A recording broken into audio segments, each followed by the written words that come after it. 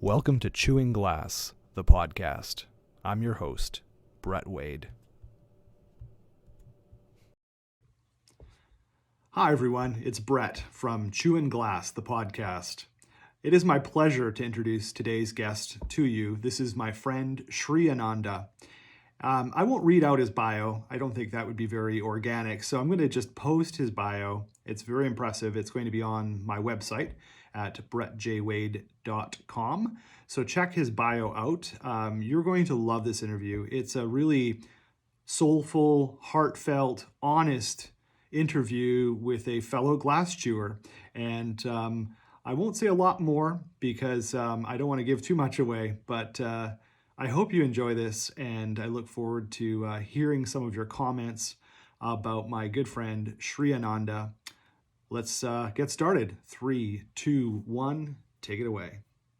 Morning. Shri Ananda. Welcome, my brother. Thank you. It's been so long, and I guess a lot of people say that with COVID, right? It's like, I don't know about you, but it's like, I have started to see people like in person, not just on Zoom. And it's like, oh my God, I forgot what this was like, It's just so nice to connect with people. And when you came in, we had a nice little hug, and I'm like, oh, right. Yeah. I forgot what that's like, Well, there's something so powerful about being in the energy field of another person, right? Yeah. And we've disconnected from that for 2 years, essentially, right?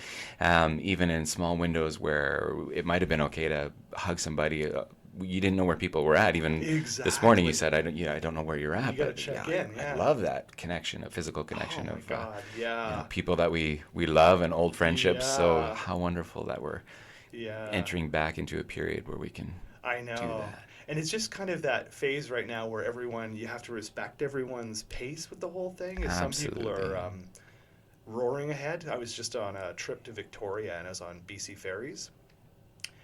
And wow, there's like a wide range of what people are doing in terms of with the easing of restrictions. I mean, some people are just up there coughing their lungs out with no masks on. Some people are like, respirators and the whole thing. So anyway, yeah. Yeah, I think that, but what you said is just honoring where each person is at, and that's the way I do it. And, when we're in the grocery stores and you still see people masked up or shielded up, and it's like, okay, that's where your comfort level is at right now, and that's awesome. Like, exactly. You do you. That there's this phrase that I've been hearing just in the last year. So kind of like this new cultural phrase of you do you. Yeah. And I really embrace that. Like really how it gives people permission just to be themselves, exactly. Their quirkiness, shine their light, and all of who they are. Yeah, I like that a lot too. That's a nice phrase. Yeah. Well, let's introduce you. I'm going to, of course, do your bio before this gets released. But I just want to talk about like how you and I met. Yeah. Because I think that's kind of a neat place to start. As I recall, and help me out with this, because I think, as I recall, when we owned the Akahi Center and we were looking for yoga teachers, was that our first meeting? Was it there? That was our first meeting, but I wasn't one of your first teachers. No. I came on, I think, within the first 6 months, but not the very beginning part. Yeah. My wife and you had known each other from within the community. Right. And she was telling me about you, and that you had opened this yoga studio, and I was like, oh, we need to go check this out. Like, it just sounds like just even the name of it I was drawn to. And when she's talking about surf influence, it's like, oh my God, let's definitely do that. Right, yeah. So she had brought me down. We had taken a class at your studio, and that's when we met. We sat out front, and you had that little table and those French tables and chairs. And that's right. Okay, now it's coming back to me. I think because we have kids also that are the same age. Yeah. Maybe we met briefly on the playground before. I can't remember. Very possible. Maybe. Yeah. Okay, awesome. Well, again, thanks so much for making time for this podcast. As I was saying to you earlier, I've been wanting to do this with you for a long time. Well, ever since the conception of chewing glass. Speaking of chewing glass, when I mentioned this to you, you said, I've got some resonance with that. Yeah. Absolutely. Especially, so much of these last 2 years have been this inner reflection time. And one of the things that I've been seeing within myself, or really got to know, is my shadow self. Right. And it was fascinating to kind of watch this journey of waves of highs and lows, and seeing like the dark parts of me, and the fears and anxieties and all of that stuff, and then to surface out of that sometimes and poke my head up and feel safe, and and now I feel like we're at this part of that journey where there's definitely things have shifted a lot in these these last few months. And so it's like, okay, things aren't gonna go back to the way they were, but what's it gonna look like moving forward now with everything that we've seen and shifted, and all of us have gone through some sort of growth period or healing period, and a lot of us, maybe even most of us, are still in that right now. For sure. But it's in some ways coming out in beautiful ways, like this podcast that you're creating. Yeah. I think also COVID is going to be the great teacher for many people. It's like things are never going to be as they were, which is true for everything in life. But just this, as you said, the challenges that come with social isolation, fear, anxiety, all that stuff really came up I think for everyone. I could be wrong, but it seems most people really did struggle with a lot of those things. And I think I mentioned this to you in sort of an email, but I found myself looking for solutions, during this period of time, because some of my solutions were just ineffective. It's like, you just can't have 5 bottles of wine a night. That's just not going to help you. Temporary solution, it just never works. So, I was looking for other things. So in many ways, it kind of brought me back to some more healthy approaches to dealing with stress and anxiety. So, Absolutely. And the name of your podcast, the Chewing Glass, I think that's the interesting part, when we can see those, whether how did we move through these difficult periods of our time, and can we see it without any kind of judgment or labeling of ourselves, right? Which I think is one of the hardest things for all of us to do. You and I, in the health and wellness industry, some of the self-talk that would flow through my head is, better. Right. You know so better true, than to right? eat a whole bag of chips, stuffing your face every night and drinking 2 liters of cola, and better. The tools. That if you went and did a yoga class right now, sat on the mat, or had a meditation, you'd feel better. But there's also these times where you don't choose the tools that and you go down the rabbit hole of the darkness, of the worrying and the anxiety, and what's going on in the world, and trying to make sense of it. So true. Sometimes when you're feeling the most stressed, the most anxious, it's like you reach for those, I guess, unhealthy tools, because they kind of provide an instant change in your state. So it makes you think, oh my God, this works. And that can be a dangerous reinforcement, right? Because as you say, a yoga practice or a meditation or a walk or whatever it is, that works too, but it doesn't necessarily give you that hit, that absolute quick, immediate hit, whether it's an endorphin release or whatever it is.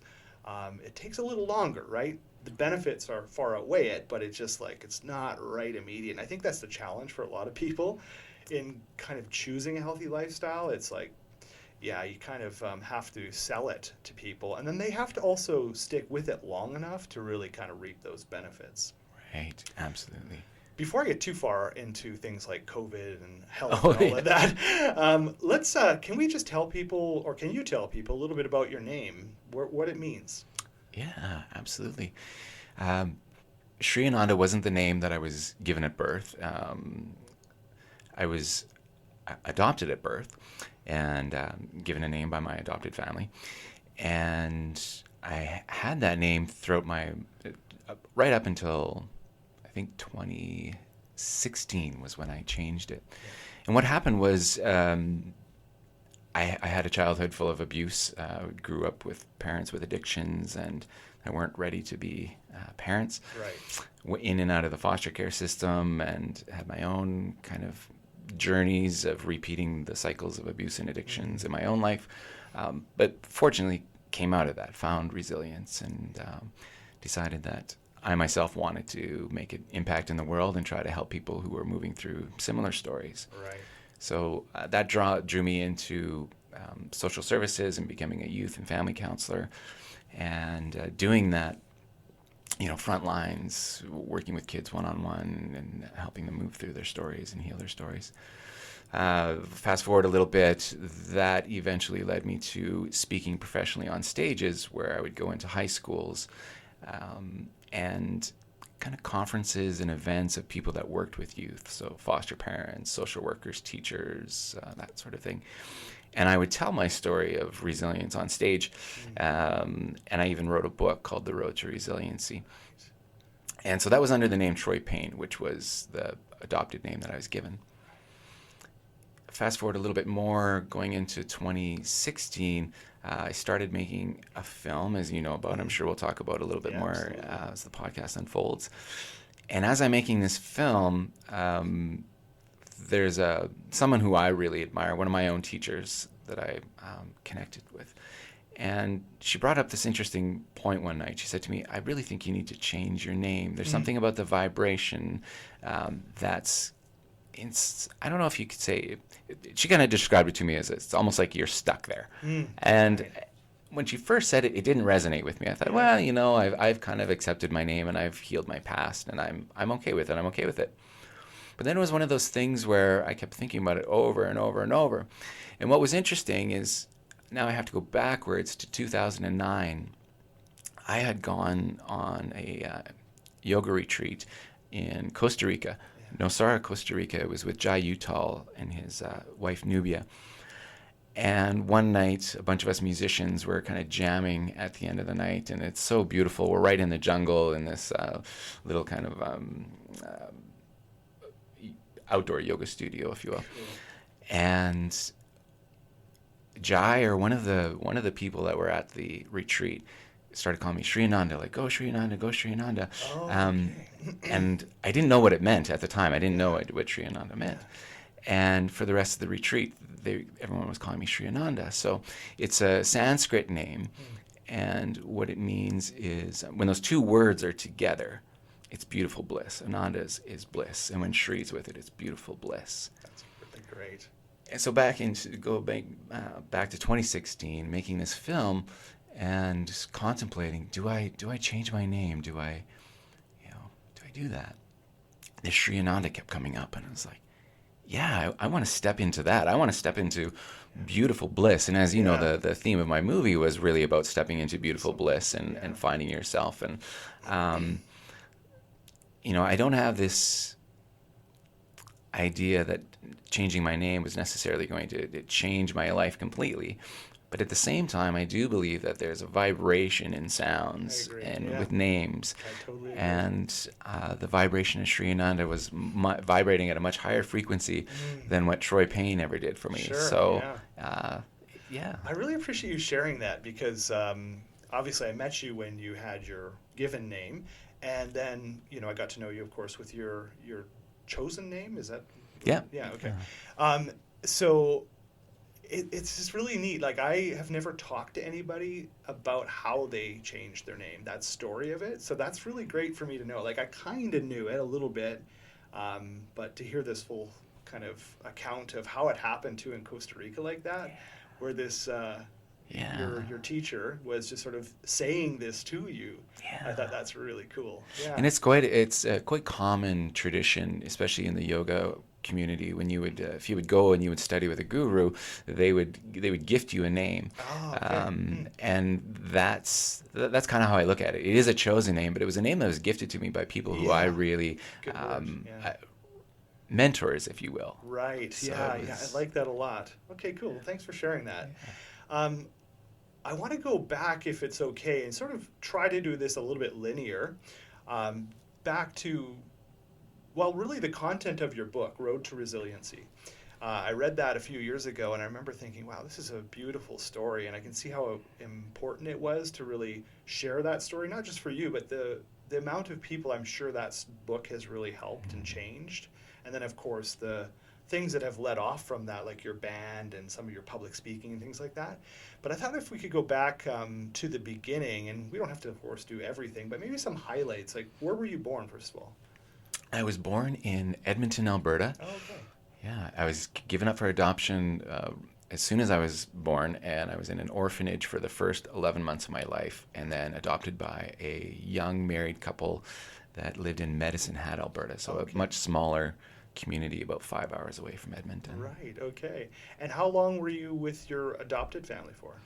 I was with my adopted family until I was 4 years old, and they ended up separating and getting a divorce. Okay. The adopted mother assumed full custody of me, and I would see my adopted dad for like a 24-hour visit every 2 weeks. Okay, gotcha. And what was that like for you? You're 4 years old. I mean, you have memories of that, or? Yeah, it was, in some ways, it's just the way it was, because you don't have anything to compare it to, right? Good you point, can't compare it to someone else's life because you're Right. 4 years old or you're 10 years old, and you just don't know. But Right. it was weird and it was hard.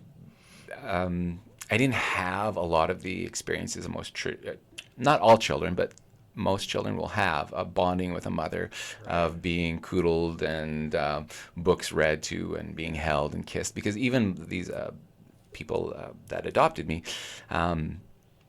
that's just not who they were. That Sure. it wasn't. They didn't have those skills. They didn't have those personalities of affection and showing affection, and they were going through their own things. Right. Now at this stage of my life, I can look back and appreciate that they were doing the best that they could, even though it wasn't really good, but it was the best that they could do at the Yeah. time because of their own backstories and Absolutely. And adversities. being a parent now, too, you kind of have a little more compassion, don't you? Yes, Right? absolutely, absolutely, yeah, for sure. But yeah, it was weird because you go into elementary school and you do start to see other people's lives. Yeah. You make a few friends and you see the different kind of people in different social classes or economic classes from you, and you can kind of start to do some comparisons, and eventually I would see that we're pretty low on the social class and on the economic class. We're not doing the trips to Disneyland every year. We're not doing any summer holidays. Right. We're not even going camping or something like that, Right, because yeah. again, that's just not who they were. They were party people. They were very narcissistic. It was really just about them and their pain and their journey. So Right. children I would hear kind of phrases of children are meant to be seen, not heard, kind of thing. Okay. So you Right. just go and play and let the adults do what they're going to do. And Were you their only child, Shri? I was their only child until I was 5, and then what ended up happening is my adopted mother almost immediately started dating another man who was really the what would I want to call him? Kind of the villain in my story. Oh, okay. Right? Just in the alcoholism and the physical mental abuse that I endured with this man. And what I was about to say, and it feels really important, is so even though I had this kind of childhood of neglect and abuse and stuff, and these parents that weren't around and not mentoring me or doing things with me, it created this beautiful independence in me, where I would go and I would play in the trees and in the forests, and we would have in the community that I grew up in. We had coulees, so these big ravines with creeks and hills and marshes, and This is Medicine Hat. this is Medicine Hat. Yeah, it's a beautiful community, gorgeous community, so many trees and so much nature. And that was really kind of like my respite and my healing as a child. Right. I would spend time with nature, with God, and Beautiful. yeah. Very cool. So you're going to elementary school, Medicine Hat, and your mom's got this new boyfriend. Do they stay together for a long time? They stayed together, yeah, for years and years and years. They get married, and they were still together. He's now passed away. He passed away a couple of years ago, but they were together for a very long time. Yes. Okay. So were you a part of their life for up until like now? Are you still part of your mom's life? Or? No. What ended up happening was my adopted dad, Michael, I call him in the book, The Road to Resiliency. He would get me Fridays at 5 o'clock and drop me off Saturdays at 5 o'clock the next night, every second weekend. So he was this really great weekend dad. We'd go out to restaurants, or he would take me to the park and push me on the swings, and normal things that people do with their families. Right. But it was extra special for me because I didn't get any of that with my stepfather or my adopted mother. And my adopted dad, Michael, he knew about my abuse, or parts of it at least. And finally, by the time I was 12 years old, he had decided himself, you know what, I'm going to fight for custody of this boy and get him out of this home, which is really great because for me, obviously it was really great. But I mean, it was a really big step in his own life to be willing to become this single dad when he's not really, he didn't really have great dad skills. He was a great weekend dad. But, it's almost like he was forming skills over those years, right? Checking in with you. He's sort of like slowly developing these skills. I'm not sure that's I think you nailed it. Yeah, he was really. So I went and lived with Michael at 12 years old. And I remember that first summer of him picking me up with literally I have like just a box of stuff. I don't have a lot of things, right? Personal items at 12 years old, coming from where I came from. But settling in, and he had to work a lot. But it was cool because I was kind of at beginning this independence within myself at 12, 13 years old. And so over the summer, I would go to the swimming pool and I would go for bike rides and I would meet kids in the neighborhood. And that's when I kind of started having a bit of a normal childhood, it felt like. And this is still Medicine Hat? This is still Medicine Hat, yeah. So, but we were very poor. We lived in housing projects beside the railway tracks, kind of almost like a traditional Hollywood story. It's really what it was. And my adopted dad, he really wanted to have a home for his family. That was his dream because he had owned a house when they first adopted me, and then through the divorce he had lost it. I shouldn't say he lost it. I don't know this story, but I feel like he had to sell it, and that was always something that it was a pain point for him that he had to sell his house. So in order for him to get another house, he had to take on a second job. So here I had this dad, single dad, who's working full-time 9 to 5 in the daytime and then like 6 to 10 at night to go home for this little tiny window, right? Of fatherhood. So he went from being this really wonderful, supportive, loving man to this really tired, stressed out, I can't do this by myself. So putting on all these household responsibilities on me. You got to cut the grass, you got to do the laundry, you got to cook a meal for me while I come home from my first job so that I can go to my second job. And when I leave, you got to do all the dishes. And by this time I'm 14 years old and it's just too much. Like I can't handle all of this. And I'm starting to go into that phase of my own story where it's like fighting for my independence and who am I as a 14-year-old boy and a man. And so I'm starting to kind of rebel, and what turns into physical abuse. My adopted dad and I start having. At first, I kind of cower and I accept the abuse, kind of like I did with my stepfather. But then, as I'm getting closer to 14 years old, there's something inside me that kind of snaps. And I think I'm so tired of being beaten down, and I'm gonna, F this. I'm gonna fight for myself. And that's what ended up happening. I was getting beat one night, and I'm on my hands and knees, and my adopted daddy's kicking me and punching me in the stomach and the back of the head, and I just stood up, and this explosion happens, and I pushed him as hard as I could, and I remember watching him kind of fly backwards, and he runs into the back of a door jamb, or the corner of a door jamb, and he slithers down on the ground, and he looks up at me, and he says, "Get the F out of my house. I don't want to see you ever again." And that was the beginning of my journey into foster care. Oh my, wow. Okay, so you're 14. Did you, how did that happen? How do you get into foster care? Did your adopted father have to do something to make that happen? How do you get in? Yeah, it's, I was already plugged into the system. I mean, I remember working for the provincial government years later in my life when I was a counselor. And I was working in this residential treatment facility for youth.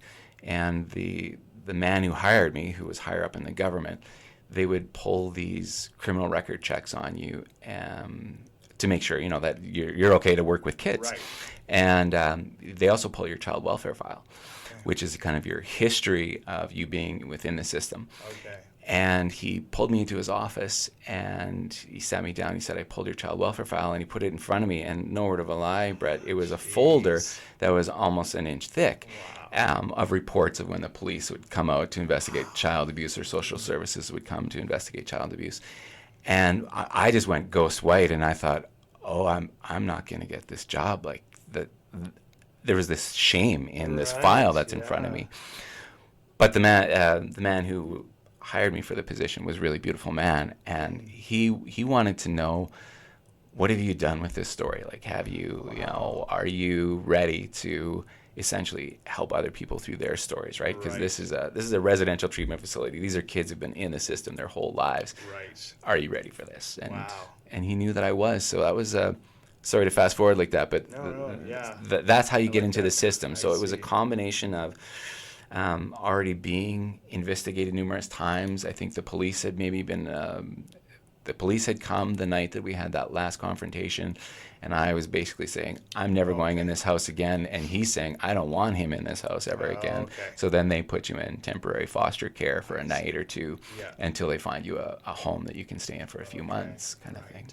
And then, so the foster care period of your life, is that several years that you're in and out of foster care? It doesn't last that long for me, because what ends up happening is, by this point in my life, at 14 years old, and having been beat by every man who was supposed to be a father figure and not loved by the women that were supposed to be mother figures, I'm this angry, bitter teenager, and I'm having my own kind of rage and anger issues that are starting to show, and I'm going through my own experience of repeating those cycles of abuse and addictions.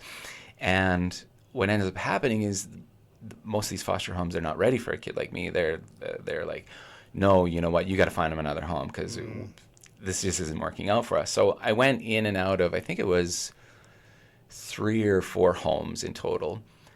And by this time, I'm almost 16 years old. And there was this program called the Single Independent Living Program.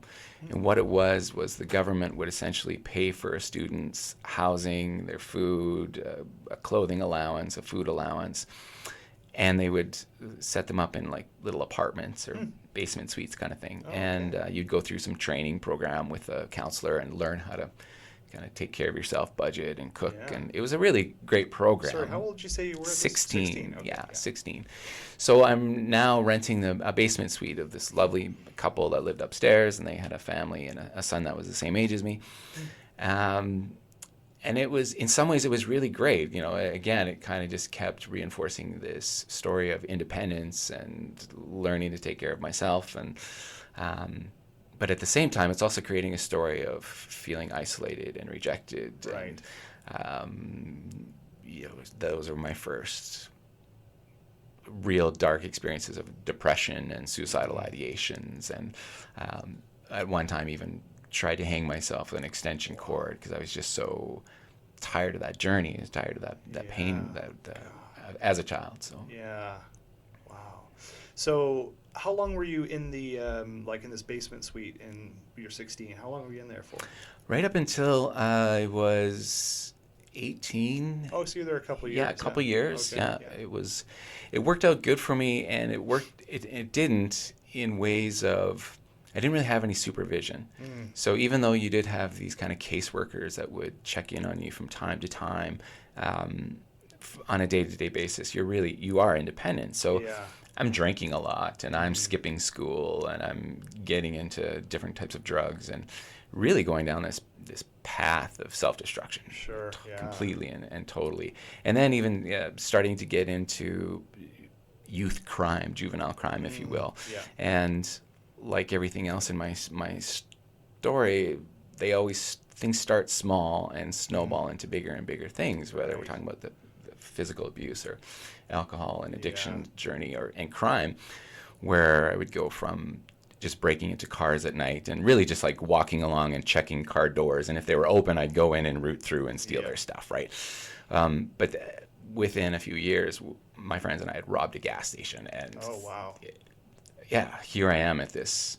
I'm not going to graduate high school. There's a really great chance I'm going to go to jail, and I have these addiction issues and stuff.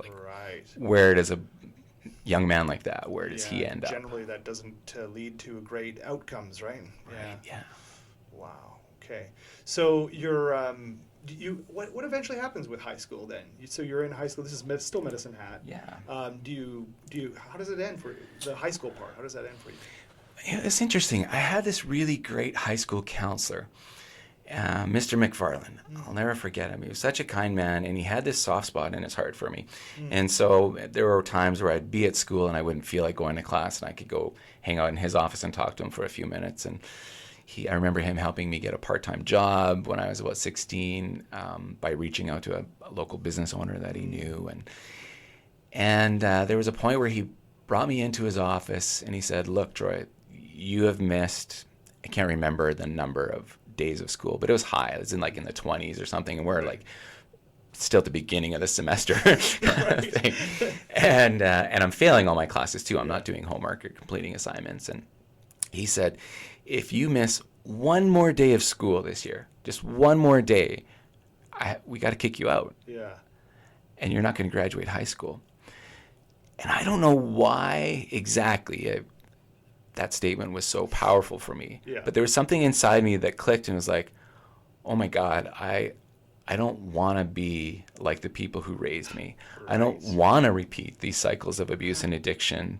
So the first thing that I had control over was I could control over, do I go to school every day and do I put at least the minimum effort in to get through it, right?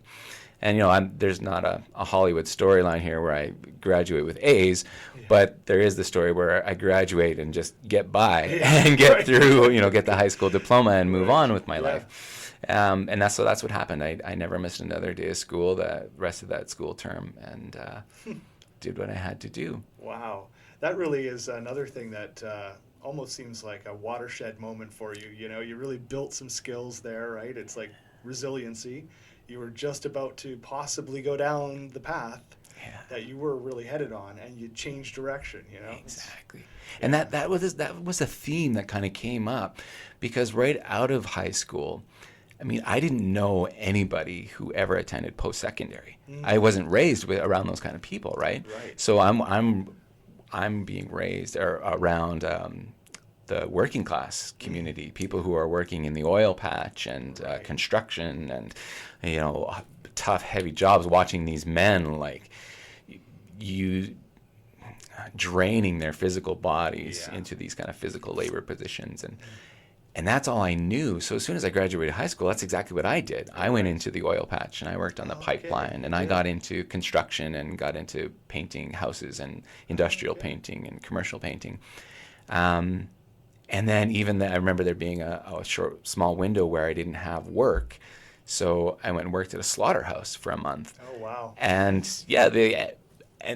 but this whole time it's like, oh man, this sucks. It sucks working outdoors in Alberta in minus 36 degrees or plus 36 degrees. Right. It sucks working in this kill factory, watching 600 animals a day being slaughtered and being part of that. It sucks breathing in all these dust and fumes in the construction industry and working my physical body so hard for okay money. It's not amazing money, but it's okay money. Right. So I had another epiphany. I don't want to be like these people that raised me, and I don't want this to be my life. Right. I don't want to just get by and and put in so much of my life into work that isn't meaningful for me or that I don't love. And when I say that, I'm truly not saying it with judgment for people who do that kind of work, because I'm actually working in construction a little bit now, and people I work with are really great people. Sure, exactly. It's a real creative process too, isn't it? Absolutely. But I just wanted something different for myself. And that seemed to be a part of you that obviously was there right from the beginning, but it starts to expose itself. I can hear it in your story so far, where it's like, I want to be better than this. I want to be better than this. And that, not everyone has that. I think that's true. I think there are people who really are okay with where they're at, whatever they're at, wherever they're at. There are people who just don't want to change, right? Yeah. But you have this sort of innate part of you that is like, I want to be better, better myself. And like you say, it's not to be better than others, it's bettering just yourself. Yeah, right? exactly. I'm not in competition with anyone else on the planet, Exactly. but I have desires and things that I want to experience in this lifetime. So I Right. know that I have to travel different paths to have those For experiences. sure. So you're doing the construction work, you're painting houses, working in a slaughterhouse. Then you have this epiphany that you want to do something different for yourself. Where does that lead you? The first thing it leads me to is wanting to give back to the people that had helped me. So that was when I felt the calling of, you know what, I want to go to college.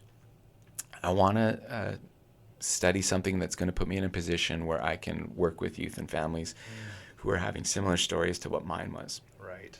And that brought me into the Child and Youth Care program at the Medicine College, and then did a second year in Lethbridge Community College.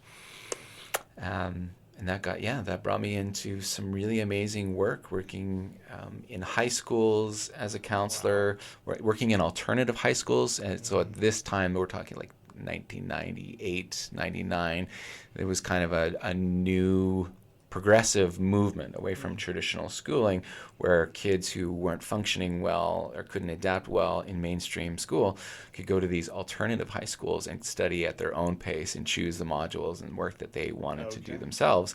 And then they would have this kind of full-time counselor there available when they're having to work through those social things and health and wellness things in order to be able to do the school stuff, right? That must have felt very meaningful for you to do that kind of work. I mean, given your past. It was so, I would just get lost in it, just sitting and holding space, listening to people's stories and listening to their pain stories. And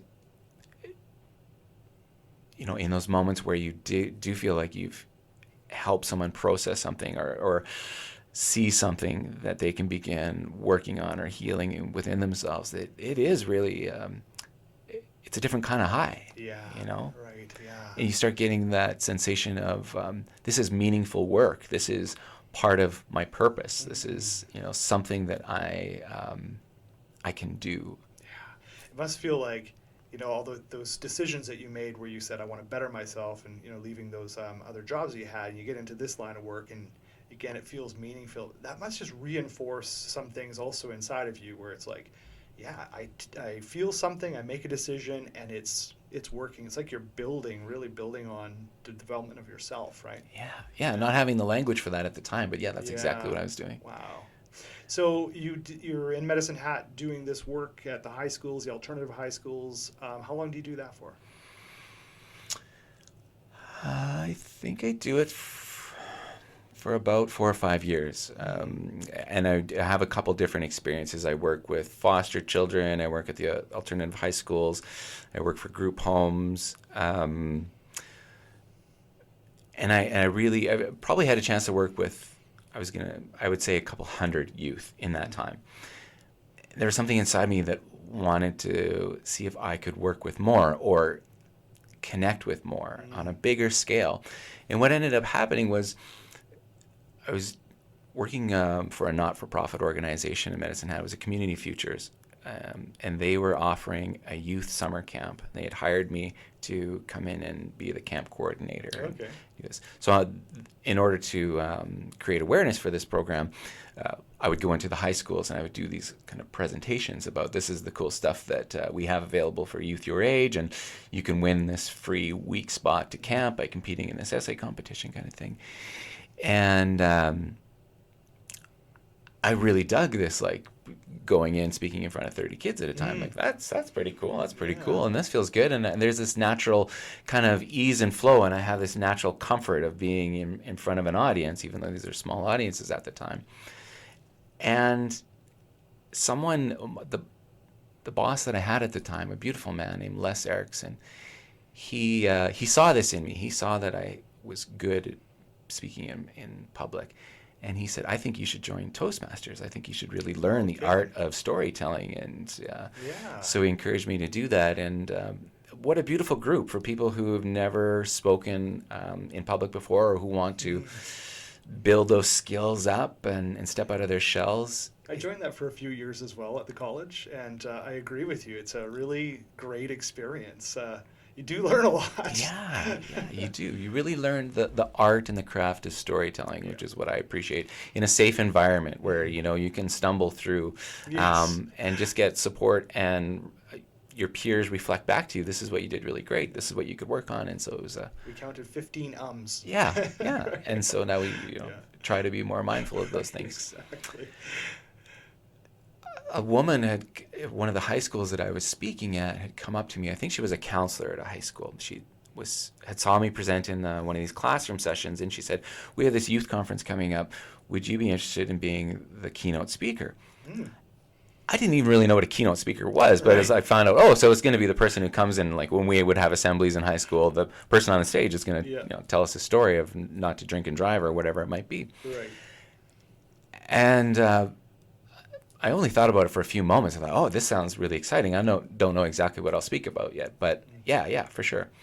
And it turned out to be a youth wellness conference. So it was really bringing together these community groups and community not-for-profits that are supporting youth in different ways, and bringing 1,000 or so kids in from the surrounding area so that they could learn about, here's where you can go for resources, and here's some programs that are available to you. And so I wanted to speak on something that would support that theme of an event. And the only thing that made sense was, well, you got to share your own story.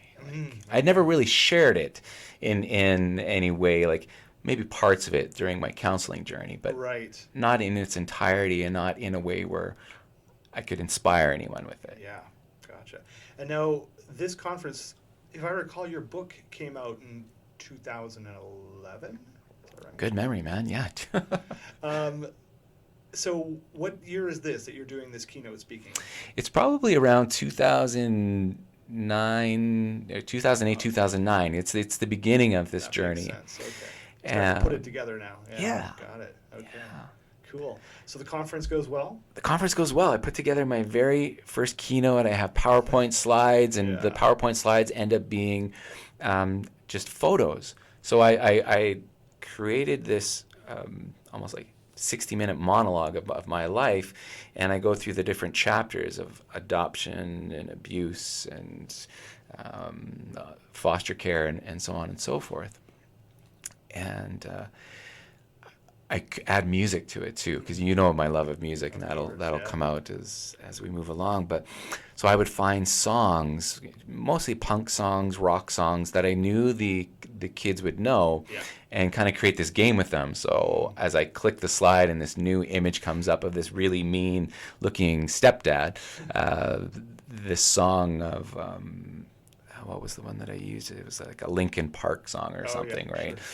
Sure. And then the kids could guess, and I would throw prizes in the audience. If I think at that time I was giving away gum packets and things like that, right? Just to try to create some energy in the audience, and to keep it interactive a little bit too. Sounds great.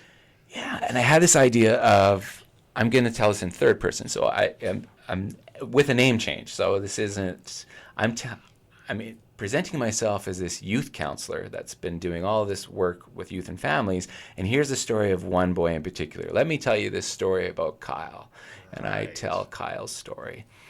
And then we get right to that point where we did today, where it's like, Kyle's not going to graduate. He's getting in trouble with the law, and he's repeating these addictions issues. Where is Kyle today?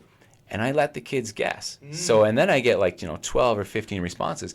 Kyle's dead, Kyle's in jail, Kyle's beating his own wife and family. And the kids see that, those paths don't lead to good places. Right. And then I got to say, well, actually, Kyle is in Carstairs, Alberta, presenting to 2,000 kids right now. Awesome. And you could see these lights and things go off like, oh my God, it's him. He's Kyle. Like, awesome. How's that possible? Oh, wow. And again, it's this kind of high that I would get, like, oh, wow. But one of the things that was always really important to me from the very first time I presented the story was I really didn't want to just make it about me and look at me, look at that I can do this amazing stuff and turn my life around.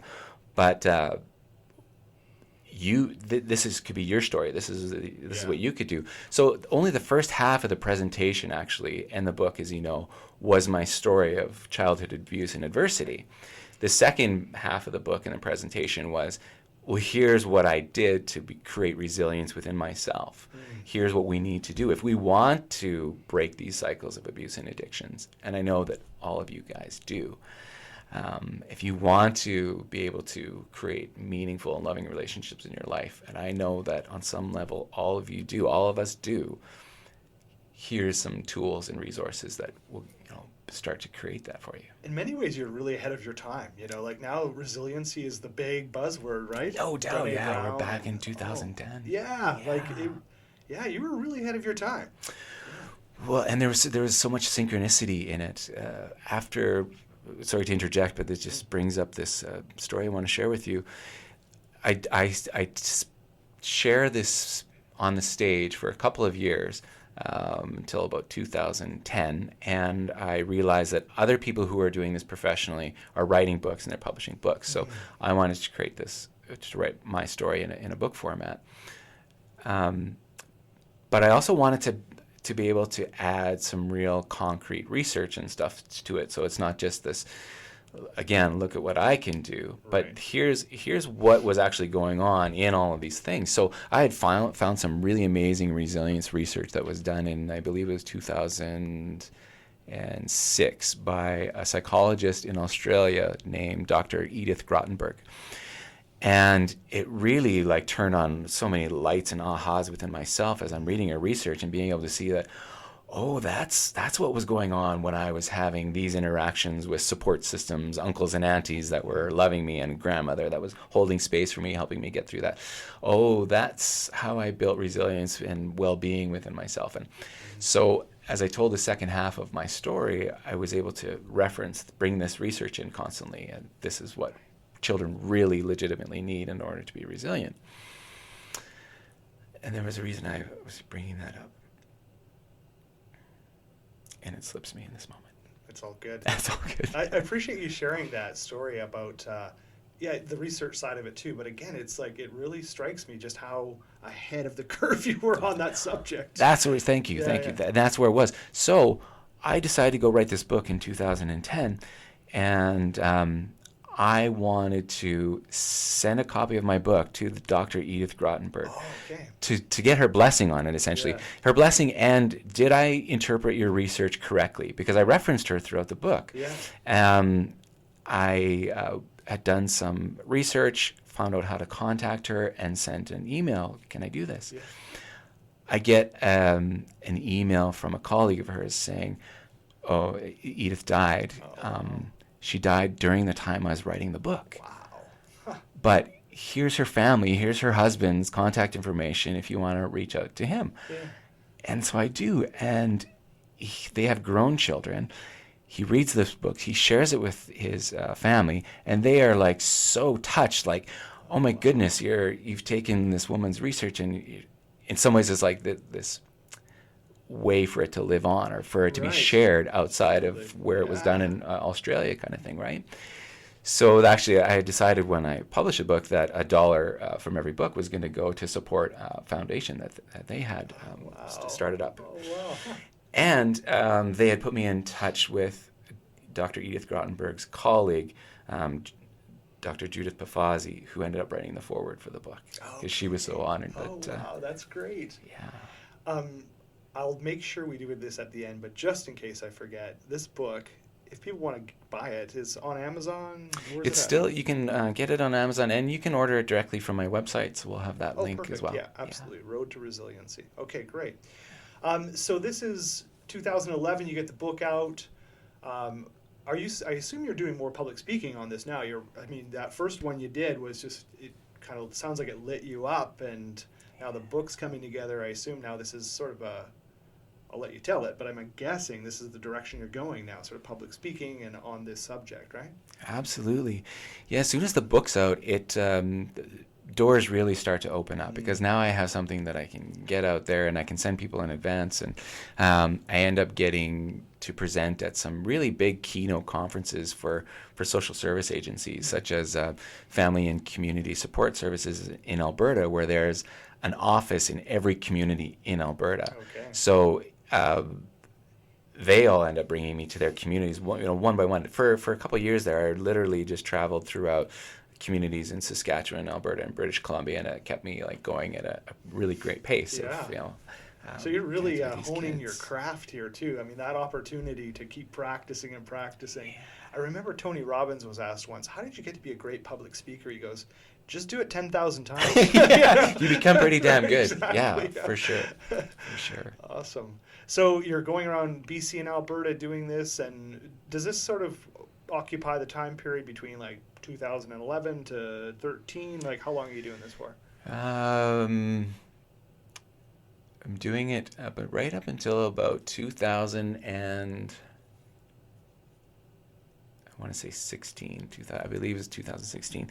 What ends up happening though is it morphs and it takes on a whole new life, as you know, where, as I just alluded to earlier, I have this deep passion and love for music. Yeah.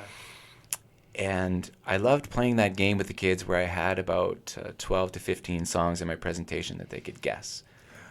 But one day I had this idea of, wouldn't it be cool if there was live music at those presentations? And wouldn't it be cool if that live music was made up of high school students, like a band of high school students that would perform songs in between me telling different segments of the story? And what was really neat, and one thing that I didn't mention, is I actually found my biological family in 2009. I was going to ask you about that. Yeah, Okay. I had come to a place in my life where I was ready to and wanted to find biological connection in the world. And what does that look like and feel like? Because it's something I'd never experienced before, right? For sure. It's a whole story in itself that you can go to the book to check out if you'd like. I've ended up finding these really beautiful people and 4 additional siblings that I didn't know even existed in my life. Yeah, right. And my brother had a son who was a 14-year-old musician, and we had really built a beautiful relationship. And my siblings are a big part of my life today, still. Cool. It's really my sense of family, my sense of connection in the world. And so I had said to my 14-year-old nephew at the time, I said, I want to create this rock concert with a message, and I want like this high school band performing with me. Do you want to do something like this with me? He's like, oh yeah, Uncle, let's do this. Okay. So we form. He reaches out to other high school musicians that he knows and that he enjoys playing with in the community of Edmonton where he lives. And at this time I'm living in Calgary, and we're going back and forth every couple weekends, and we become this cover band. And it wasn't my intention in the beginning to be the lead singer of the band that we formed. And the band is called Aside from Sorrow.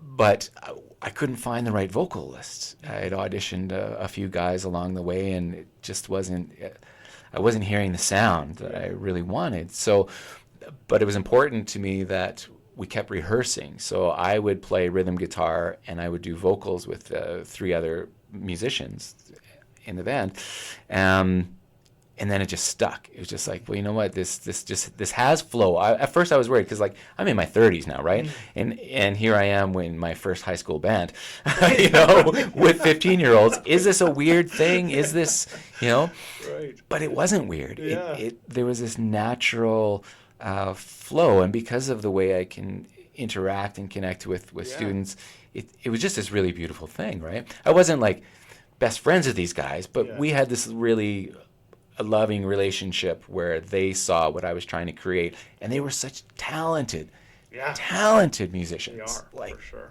Brilliant. Yeah, that's awesome. I don't think I asked you, when did you pick up the guitar? Because I know your love for music, but I didn't hear when you started that. I picked up my first guitar when I was 14 years old in foster care. When I was a little boy, and my step parents and adopted parents would take me to these parties and stuff, sometimes the only thing that I could do was listen to music, because TV was really crappy in the 1980s, especially when you only have 10 channels or whatever, right? So oftentimes there wouldn't be other kids my age at these parties to play with. So if I couldn't escape into nature, one thing that I could gravitate towards and was drawn to was the music that was playing in the background. So, there's these raging parties, people are drinking and getting stoned and stuff, but then I would find these rooms where there would be these record players, and there would be milk crates full of all these albums that were, today we look at as a classic rock, and like how much impact those albums had on the world, like John Cougar Mellencamp and Led Zeppelin and The Doors, and so I would just sit there while my parents were partying for hours and hours, and I would just listen to records, and I would look at the artwork on the front of the album, and I would read the liner notes, and I would read the lyrics, and I would just do this for hours and hours and hours. And music made me feel safe, and it made me feel strong, and it made me feel this way of escaping what was going on around me. Right, okay. And it just stayed with me. So yeah. And was there a guitar in that room somewhere? There wasn't a guitar. No, sorry, I didn't answer your question. That's all good. Question was, I've bought a used guitar when I was 14 years old. There was another boy in the junior high school that I was going to. He had like one of these Sears guitars that you could buy, right? Yep. And an amplifier. Those, yeah. And I think he was selling it for like $100 or $125 or something. And I didn't have much money, but somehow I had this $125. Yeah. And so I remember taking the bus home from to his house after school, buying this guitar, and then taking that on the city bus back to my house, and then trying to play this guitar. And we're talking about a time frame when YouTube didn't exist. Right. Yeah. Right? So you didn't have these video tutorials how to play guitar. And I also didn't have the resources or income to be able to take music lessons or guitar lessons from anybody. So I relied heavily on, I had a couple friends who played guitar and knew they would, teach me riffs. So let's teach you 4 riffs of one song, Smoke on the Water. Smoke on the Water. Exactly. But that was cool because when you're a 14-year-old kid, you can bust out Smoke on the Water for an hour and just feel like a rock star, right? Yeah, you become legendary. Exactly. Legendary. Your friends request it. Exactly. Play it again. So, and the other thing I relied on was this thing called tablature, which for people who are do music or are familiar with music, it's just a way of reading the notes and telling you where to put your fingers on the guitar frets of how to make each note and chord. And so I'm self-taught. Now, I'm not trying to present myself like I was this exceptional guitar player, but I was everything that I knew I'd pretty much taught myself or learned from a handful of friends. I never thought of myself as a musician because I didn't feel strong and confident in my skills. But back in the late 90s, early 2000s, when I was coordinating camps, we would do campfire sing-alongs. Oh, okay. And I felt comfortable enough to play those kind of, 3-chord strumming. GCD, yeah. G, D, C. Like 1,000 songs there. 1,000 songs. And it felt good, right? And other people would come out and play their guitars as well, and at the end of the camp and all the parents came out, we would go up on stage and we'd perform something like Green Day's Time of Your Life, because the week was so magical and we were all so in this love fest for one another. And so that's where I picked up the guitar, and that's how I learned how to play. And self-taught, I love it. I took when I was a kid, my mom had me in every kind of sport and lessons going, but I took guitar lessons, so I took classical guitar. And my best friend at the time was taking guitar lessons from another teacher, so he was learning like all these rock songs. So like we'd get together, and I have my nylon string classical guitar. I'm like, let me play you Greensleeves. Do do do do do do do do do do do. I'm picking it. He had this very strict form, right, with classical guitar.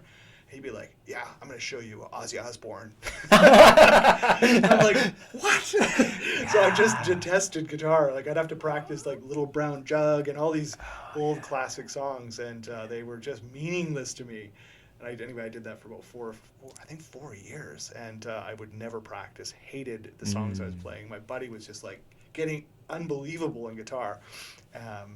So I left it for a long, long time, and came back to it years later, so now I pick away at it. But yeah, Yeah, GCD, that's what I do. that's beautiful. We can always come back to it, and we can just come back to it for a few moments and relive the energy that we felt when we did play music. And the other thing I wanted to say with that is that it's amazing how much influence classical guitar and classical music had on the Ozzy Osbournes and that heavy metal genre of Iron Maiden. You listen to it and it's like, hey, it's like you're listening to Beethoven. Like I know. Now I get it. Yeah. You know, like I didn't at the time, and my guitar teacher was this. I grew up in Trail, it's an Italian community primarily, and so my teacher was, I think, a really accomplished classical guitarist in some band in Italy. So he spoke very little English. So the only thing he would ever say to me, he would say, "Practice?" with question mark, and I would lie, of course, and say yes, and he would have me practice a song, and he clearly could see I wasn't practicing, but he would hold this ruler, and every time my wrist came down, because in classical guitar, again, you have such wrist flexion, if I kind of cheated a little bit, he'd take his wrist. Oh my goodness! That was the only communication we had. Okay, yeah, not a great teaching method. It wasn't inspiring for me for sure, but anyway. So you're I appreciate that. I was trying to understand where your music came from. Now that makes a lot of sense. So now you've got the band. Aside from Sorrow, you're taking your message through the band, going to high schools. So it's like your performance started with the keynote speaker part, and then it evolved, as you said, into this Aside from Sorrow band. So you do that for quite a few years, though, right? Yeah, we do it for 5 years. And so what ends up happening is I take my main message was the road to resiliency, of course, like the book. So it was telling Kyle's story and these tools.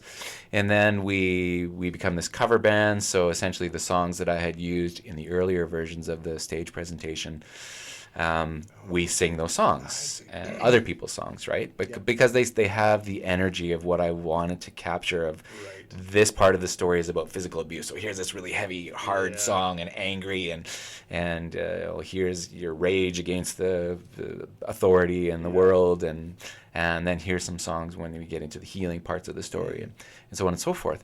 But about we call this the Rock and Resiliency Show, by the way. So we go into high schools, and they would normally bring in 2 or 3 high schools together at a time, fill this gym, and I would do part of the storytelling, and then the band and I would perform a song.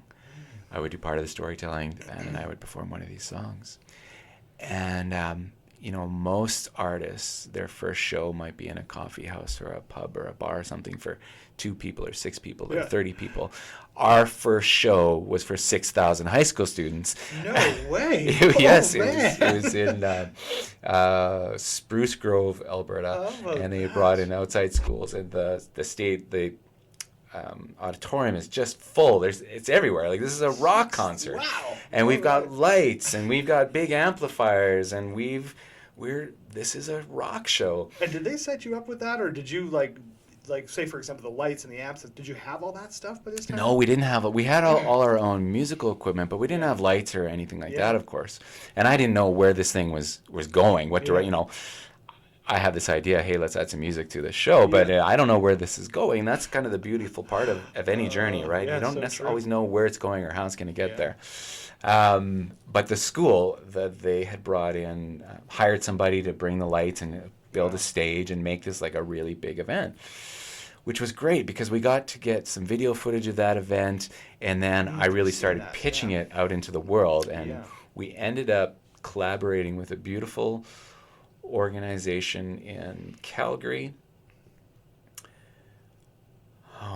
The name is slipping me right now in this moment. It was a non-for-profit who used music to help support kids in their healing journeys and journeys of resilience.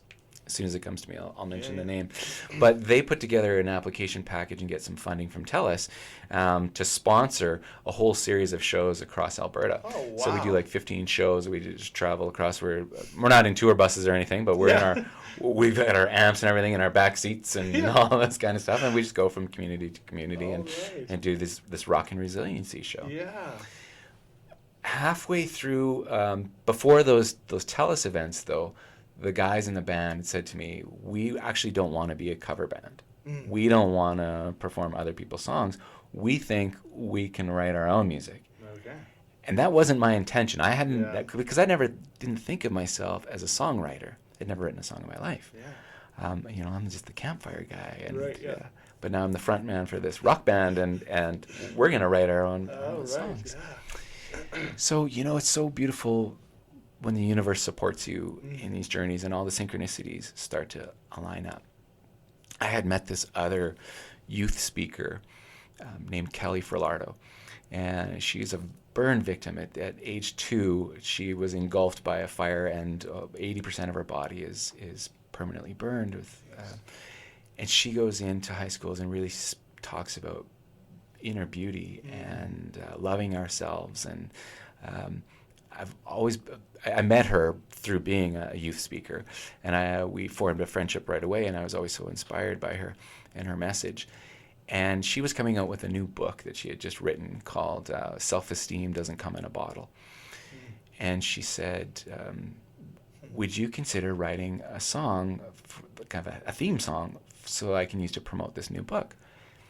So she sent me a copy of her book, and I read it in one night. It was a beautiful story. And I picked up my acoustic guitar, and it just came. Everything came. The chord structure came, the rhythm and the tempo came, and the lyrics came. And it was all about, ended up being You're Beautiful, one of the first songs that Aside From Sorrow ever recorded, which was another beautiful experience, first time going into a recording studio. But so we recorded this You're Beautiful. And I was really nervous, I remember, because I wrote it on an acoustic guitar, and go up to Edmonton the next weekend to have a jam with the boys. And we're a rock band, right? Right, yeah. And I had written this song on an acoustic guitar because that's really the only way I knew how, or the only way I could figure out how. And I'm like, okay, guys, I wrote this song, and I want to play it for you, and maybe there's something we can do with it. And I really don't have self-confidence. I can feel it in my voice, and I can feel it as I'm presenting it. Like, what if they don't like it? What if, this is the best I could do? Oh, no. Is this going to be good enough? Yeah. And as soon as I start playing it, one by one, they come in. Oh. So, Mark, our drummer, he gets something going. He's like, oh, yeah. And then Jordan, our amazing lead guitarist, he starts adding some little licks on top and just makes it this really beautiful thing, but still true to rock, because he's a rock guitarist.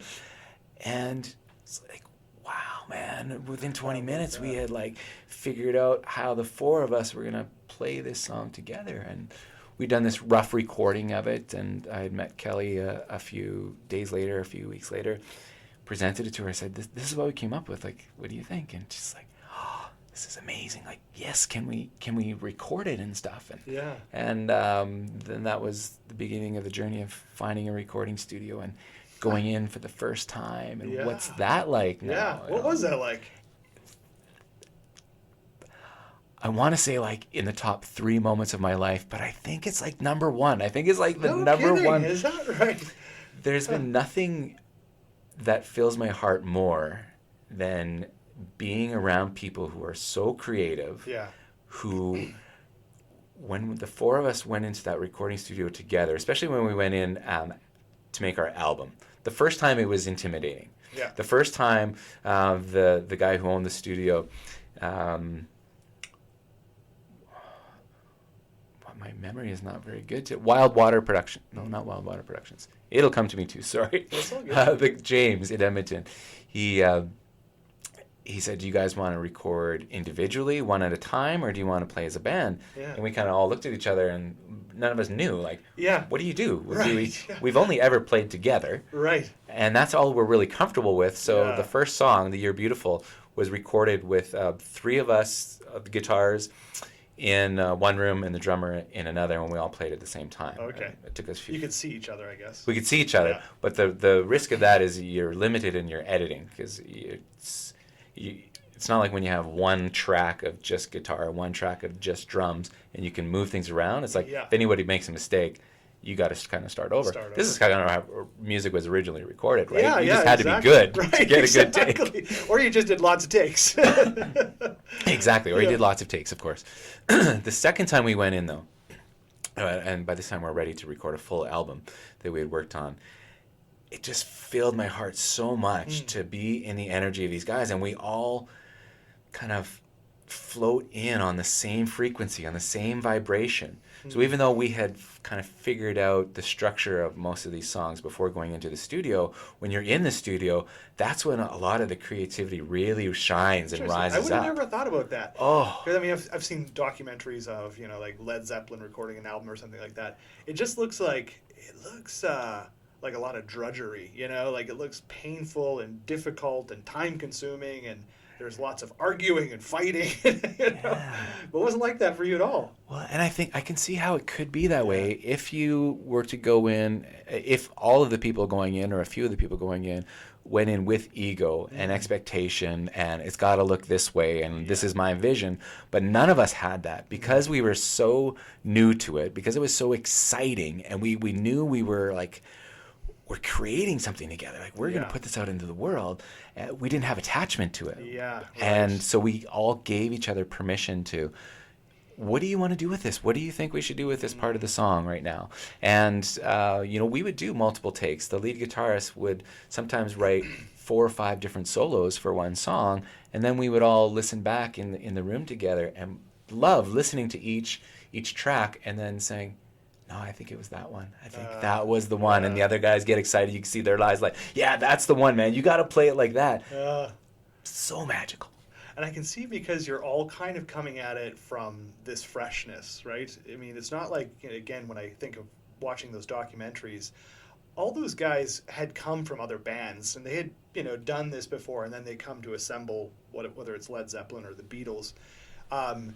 But for you guys, this was all like first time. You know? First time. Yeah. First time. That was the magic. And the guy that owned the recording studio he was so great. In so many ways, I think of him as a mentor for us, because he really held our hand. None of us knew what we were doing. None of us knew the logistics of recording an album and putting it together. But he was a young guy, I want to say like us. I'm totally like, he's right in the middle of the 15-year-olds to the 30-year-olds. But essentially, he just lets us, you guys want to record from 4 o'clock in the afternoon until 2 o'clock in the morning? Cool. Buy some pizza. Let's do this. Oh, like, wow. so we got to really record it at our pace, at the times when we all felt the most creative, and none of us wanted to leave the studio. We would have slept there because we were having so much fun, and we just like wanted to keep seeing this thing. Like, what can we do now? What can we add? Can we add some piano to the song? Oh, let's try that. And wow. So was it like a flat fee you paid for this? Or It was an like, hourly rate? if I remember, it was an hourly rate for the studio time, and then a flat fee of this is what it'll cost to edit this many minutes of it together. I can't remember the logistics, but it was, I was in a place in my life where I could afford to go into the recording studio. This wasn't something that I made any of the guys in the band pay for, because this was part of what I was growing in the brand of wellness realization and me as a speaker, and the guys were just excited to be part of it. They all got credit as songwriters, and when we registered all the music. But yeah, it was so much fun. So when you said just there that you were, you know, able to pay for this, is this through your work as a counselor through like Alberta Health Services? Like, what are you doing for work at this time? Yeah, it's a great question, and my life took an interesting shift of direction for a period of time. I told you about the youth camps that I had been hired to facilitate, and I was working for a business organization. They were running a youth camp, but they were a business organization teaching people in the community how to start their own small businesses. And they just liked my experience with youth, and I had actually owned a painting company for a very short window in my when I was 18 years old, so I had some understanding of business. The organization was so great to work for that, and they saw something in me. They said, we think you should go to school and work towards a bachelor's in business administration, and we'll pay for it. And so here I am, like, thinking, oh, you're going to invest in me? You're going to pay for me to go to school? But I'm working full time, so I actually went to school in the evenings, and I would take two courses a semester, and just took all the marketing programs and the accounting programs, and had this real beautiful unfolding, and worked. I transitioned from organizing this youth camp to actually being somebody who would review people's business plans and give them advice on this is what you need to do in order to start the business. I started teaching parts of their self-employment training program. So I would teach marketing, and I would teach some of these different components. And by the time we get to being in the band, I was working as an economic development officer for the municipality of Calgary and 15 surrounding municipalities. How about that? So by this time, I'm working with like 250 elected officials across 15 municipalities, all this municipal staff, and we're doing like really cool projects around creating a sustainability plan for what does the Calgary region look like in growth over the next 60 years. Wow. So regional land use, transportation, economic development, how do we bring jobs in, how do we move people around? You never saw yourself going there. I never saw myself going there, but it was another really amazing chapter of my life that I'm so grateful for. Worked with so many brilliant people, people who really wanted to create positive change in the world. And so it wasn't the focus on the kind of mental health that I had come from and rooted from, but it was about environment and protecting what we need to protect and moving forward in a really sustainable way. And so I bought right into that. Like, yeah, I want to be part of this. I see. I'm starting to really put this together now. Like now we're coming closer to when you and I meet, and eventually we'll talk about this movie. But I see now where it's coming. Okay, the environmental piece. I got it now. Yeah, and of course the music. Okay, so that's what you're doing. That's how you're funding the band, basically, right? So Really, I am. Okay, Yeah. got it. Being a high school speaker, I love the work. I would do it all over again. High schools are limited in the budgets that they have. So you're doing this for a reasonable fee, but I wouldn't have been able to do things like go into recording studios and without some sort of other income. So I worked 20 to 30 hours a week in economic development, and then I would take a day or two a week and go do some touring and speaking at schools. And that was the other beautiful part of it, is that that work in politics really afforded me the opportunity with some flexibility in when to work and when I could go away. So it was really the two of them were a beautiful marriage. What a great skill set that you developed through that work and the economic development side of things. Yeah. Wow, that's really great. Yeah. Okay, cool. So you're doing that for a period of time. Eventually, obviously, you leave that job. Why do you leave it? Why do I leave that job? Yeah. Mostly I left it for love. Beautiful reason. Beautiful reason to do anything in life, right? Yeah. And like so many things, I feel like as I look back at the different chapters of my story, there seems to be natural endings for things. Yeah. Right? And it's okay. So there was this natural ending of, I had been on stage for 10 years talking about the road to resiliency and using my own personal story. There came a part where it's like, I think I've told that story enough. I think it's time for a different experience. And I can't tell it on stage in the same ways with the same enthusiasm or the same connection as I once did. So I can tell it's time to move on. That makes sense. You've written so many chapters in your life after that phase. Now it's, the story's different. Right. Yeah. The band and I, aside from Sorrow, we were together for 5 years. The boys who were once 15 ended up being 20-year-old men who are now beginning different new parts of their own journeys, right? Sure. Going to post-secondary, going into the work world. And so that had this natural ending as well, where it's like, this was so cool, guys, and now it's time for us to kind of do our thing. But I had met this beautiful woman who was actually a speaker at an economic development conference that I was at. And at first we had formed this really beautiful friendship and mentorship because I was getting out with my message of the road to resiliency, and she was a more mature speaker who was plugged into the corporate world and knew more about the kind of business and logistics of this is what it looks like when you're running a speaking business. So we formed this beautiful, solid friendship and mentorship that eventually it turned into love. Yeah. And I knew that I needed to be here and be with this woman and start a new chapter of my life. You're So going to move mountains for that. yeah, and that's what I did. I literally moved mountains. I moved from Calgary to Kelowna. I Right. moved through the Rocky Mountains, There you go. and never looked back. It was like, okay, this is going to be the next journey, and that's when I met you. So when you came to Kelowna, what year is that, by the way? I came to Kelowna around 2016, I believe. 16, okay. And you, it sounds like you knew nobody here, right? I mean, you would have come here with, I don't imagine you came to Kelowna a lot?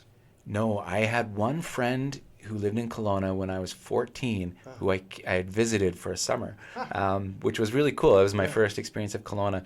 He doesn't live here anymore, but that was the only time, Right. and I didn't know anybody else here. So Yeah, that's quite a leap of faith for sure. yeah, it really was. But again, buoyed by love, right? So that, Never even thought twice about it. Yeah, that's Yeah. awesome. Right. So you come here, you've got a new relationship, and what are you doing for work? Because it sounds like aside from sorrow at this point is you've disbanded. Yeah. So you working on your public speaking still? Like, what are you doing at this point? That's a great question. Yeah. That's a really good question, and it's actually it's a cloudy chapter of my life because when I had made the decision to come here, I just assumed my life would just go on as normal, right? Yeah. I never thought like, yeah, where am I going to work? What am I going to do? What am I going to? Because everything was just flowing so wonderfully. My financial life was great. Now my relationship life was great, and it's just going to continue to unfold. But call me naive, call me whatever. I didn't know what I was going to do or what it was going to look like. Although I had a bit of an idea, I guess, where because we were both speakers, we thought, well, we're going to collaborate. We're going to build a business together, and we're going to inspire people in a different way. Yeah. And we started doing that. We spoke at a few conferences for government employees and at different organizations. And it was a beautiful chapter, but we didn't find it. We didn't lock it in, if you will, right? Yep. I was really going into a new chapter of my healing journey. I was really going into my spiritual journey and wanting to, I still wanted to help people move through their stories, but not in a clinical way anymore and not in a counselor kind of way. Right. I wanted to, to be honest with you, Brett, I kind of got to a place where I realized that my story is really not significant.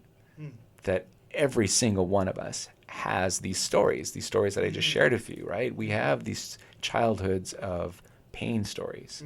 And we're all healing and hurting from something. Right. And we're all trying to find that inner peace and find out who we are and how we fit into this world. And so I wanted to go there on those levels, right? It's a much broader audience, clearly, right? You know, you can help when you're not just sort of focused on just telling your story and working with really kind of a narrow window, or narrow group, I should say, youth, right?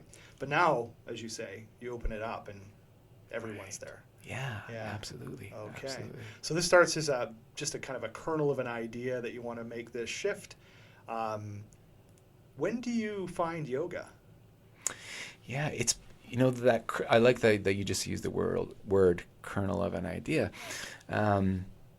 Because looking back, I can see when the seeds were planted, and there were multiple seeds, right? So back in my days in Calgary, I would go to yoga classes. I was going to it for more of, it was trendy at the time, it was a fitness thing at the time, but it introduced me to yoga, and it got me on the mat, and I would go to different styles of yoga classes, and there was something in it that I was like, I like this. I like how I feel when I go to these classes, and when you're open to going to different studios or going to different teachers, then that's exactly what you're getting exposed to, different energies, different styles, different. So I would find those teachers that I resonated with, right? And I loved the way they delivered, or I loved the way they taught their classes, and so that's part of my exploration at the beginning. And then I was also, when I had found my biological dad, I discovered that he was a very spiritual man. His whole life, he has also been on his own journey of healing and wanting to better himself. And he ended up actually becoming one of my biggest mentors and supports in my life. Is that And right? he Yeah. introduced me to things like, to teachers like Ram Dass and Oh, yeah. Wayne Dyer and Sure. Eckhart Tolle. So all of these people that were doing work around consciousness and mindfulness and presence. And I remember my dad sent me a Wayne Dyer DVD on the power of intention. Yes, I know it well. Yeah, and the first time I watched it, it just like changed my life. Like, Yeah. oh, Yeah. this is a game changer. This Right, is. I thought I did the work before. Oh man, now I'm Yeah. really. You're on a different level now, different, right? yeah. Like you said, you're starting your spiritual healing, spiritual journey, right? Yeah. Got it. Yeah. Okay, this is starting to make a lot of sense to me now. That's really cool that we're sharing this experience, and we've been friends for a long time, Yeah. but we haven't got to this level. You never this, get these this kinds depth. of conversations, right? Right, Yeah, so yeah. this is really cool. Okay, so you've been taking a few yoga classes. You're in Kelowna, still not exactly sure what you want to do, but the spiritual evolution is starting to happen for you. So where does that lead you? So by the time I'm in Kelowna, I'm pretty deep into the spiritual exploration and reading books and kind of beginning to accumulate all of these different gurus and teachers. I had gone and done that retreat in 2009 with Jai Uttal, who was a kirtan musician. Yeah. Kirtan being a traditional kind of yogi music, bhakti yoga, devotion to God. Yeah. I love bhakti. Yeah, I love bhakti too, and again, that was also my dad who introduced that to me. There was a concert in Vancouver. He said, "I want to buy you a ticket to come see this Jai Uttal perform kirtan," and in that moment, I'm thinking, "What the heck is kirtan? I've never heard of this. Yes, like, exactly. I don't know what this is." Yeah. And so it was beautiful. We meet for a wonderful dinner in Vancouver and go to Banyan Books and then go to this church, and this man's playing this harmonium, which again, another thing, I've never seen a harmonium in my life. Yeah. It's kind of a piano accordion type instrument, if you will, that you pump air into, and so I was blown away, and really blown away. The drummer played traditional tablas, which are an Indian drum from India, and the timing and the beats and the way the notes move, it was like It's hypnotic, eh? it's hypnotic. Yeah, I love hypnotic. that. It took me to a place I'd never been before, and then there's chanting, and then if you had told me in any other period of my life that I'm going to go into this church and I'm going to chant with all these people, I would get as far away from you as possible, because I'd think this is a cult, or this is Right. crazy, or Yeah, something, yeah, right? yeah. But all it was just people, community gathered together and singing different words of God. And that's what it is. It's you're chanting the names of the different Hindu deities if you chant Lord Shiva, you're inviting change into your life, and it was so beautiful. I didn't understand it. I didn't know the words that I was singing, but as my voice is resonating with all of these other people there, it was like, wow, this is beautiful. As I've kind of gone on my own spiritual journey, but religious journey too. I grew up in Trail, as I mentioned, and when I was really young, I had this calling to God. I don't think I knew that. I don't know if that was the word I used, but I had this calling to spirituality or religion. And the only church I knew, of course, in Trail, full of Italians, was Catholic Church. So I actually begged my parents, who were not religious, to send me to the Catholic Church. And they were a little bit freaked out, as you can imagine. They're like, well, we're not going to go, so I guess you can go. So they talked to the priest, and I got into catechism. And I was like this all-star student in catechism. Like, I was a real Jesus lover, and Beautiful. I wanted to be a priest. That was my whole thing. I wanted to be a priest. And my parents were just shaking their heads like, where does this kid come from? And then eventually I kind of called my mom, in a way, back to church. She went as a kid, too, to Sunday school in the Anglican church. And then my mom got really into the Anglican church. And by the time I was about 10 to 12 years old, I started to question, where is God anyway? And you start to ask these deeper questions. And the answers weren't working for me. But the one thing I always loved about church, this goes back to the singing and the bhakti, is I loved singing in church. And I stopped going to church when I was, I don't know, 12, 13 years old. But now I go back because for my mom, I go to, say, Easter service at the Anglican church. And it is the thing I still love. I still love the connection and the sharing. And even though I don't consider myself a Christian or a religious person, I love sharing spirit with other people, and I love singing. And I think that's what church does give people. It's taken me a long time in my life to kind of realize that church can be an important part, whether that's doesn't matter which church it is, right? But it's that sense of community, the sense of coming together, the sense of sharing, feeling like you're supported and you belong, and the singing. And I still love that about it. So yeah, I appreciate you sharing that about Bhakti, because that's what I felt I've done. I've been to a Bhakti concert, and I just love that about it. You know, it's so free, and just being with other people like that. It's cool. Yeah. That's beautiful. Thank you for sharing that, because it shows our alignment. I mean, you and I have been drawn together for many reasons. Many things have brought us together. We've had many beautiful experiences together. But I didn't know that about you. And it was very similar for me. When I was a child, I was looking for God. I was really looking for, help me make sense of this childhood trauma that I'm experiencing. Help me, protect me, heal me, find me. And I would find God in the coulees, in nature. I would literally experience it. I wouldn't have necessarily language for it, but I would feel it. And then when I was in my late teenage years, at 16, 17, I was in a really desperate place, a self-sabotage, the suicidal ideations, the alcohol and drugs, and I went looking for God. And I didn't know where to find God either, but the church. That was the only thing that existed, right? Yeah. And the basement suite that I was renting, the beautiful couple that lived above me, they went to an evangelical church. And every weekend they would invite me, hey, do you want to come to church with us? You want to come to church with us? I'm like, no, God, I do not. But then one day I did. They said, do you want to come to church with us? I'm like, yes, I do. I really do. And I loved it too. And I loved it for all the reasons that you just shared. The sense of community. I love the singing. I love ceremony. I love rituals. I love the art. And so for my teen years, it was one of the things that helped me get through it.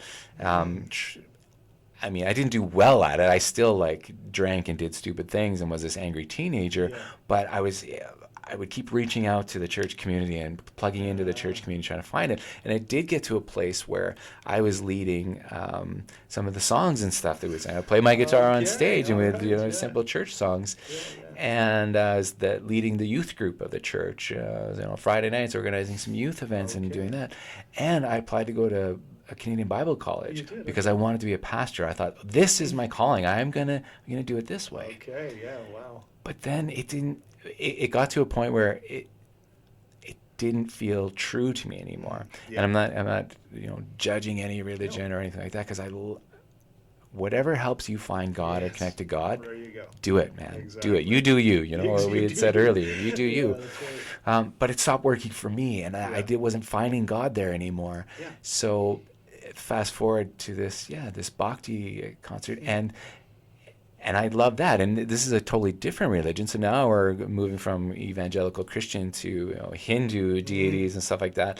And I loved it, and I participated in it. It didn't make me commit to becoming a Hindu person, but what it did is it started opening me up to, I want to learn more about Buddhism and Hinduism, and I want to be open to all of the different stories and folklores and the music and the art and the culture of what religion, how it does bring people together, and not focus on how it divides us or separates us, but there's beauty in all of it. Yeah, I always find it, as somebody, again, you and I can relate to this, as teaching yoga classes. So I teach at the college full-time. That's my full-time job. And part of what I teach the students, and as a physiotherapist teaching physiotherapist assistants, is here are some different modalities that I prescribe to my patients that may be helpful for movement, for example. So I talk about Tai Chi, Qigong, yoga, Feldenkrais, and just movement-based therapies. So I teach this. And it's sometimes sad where I have students who just say, well, I can't participate in this class because it's against my religion.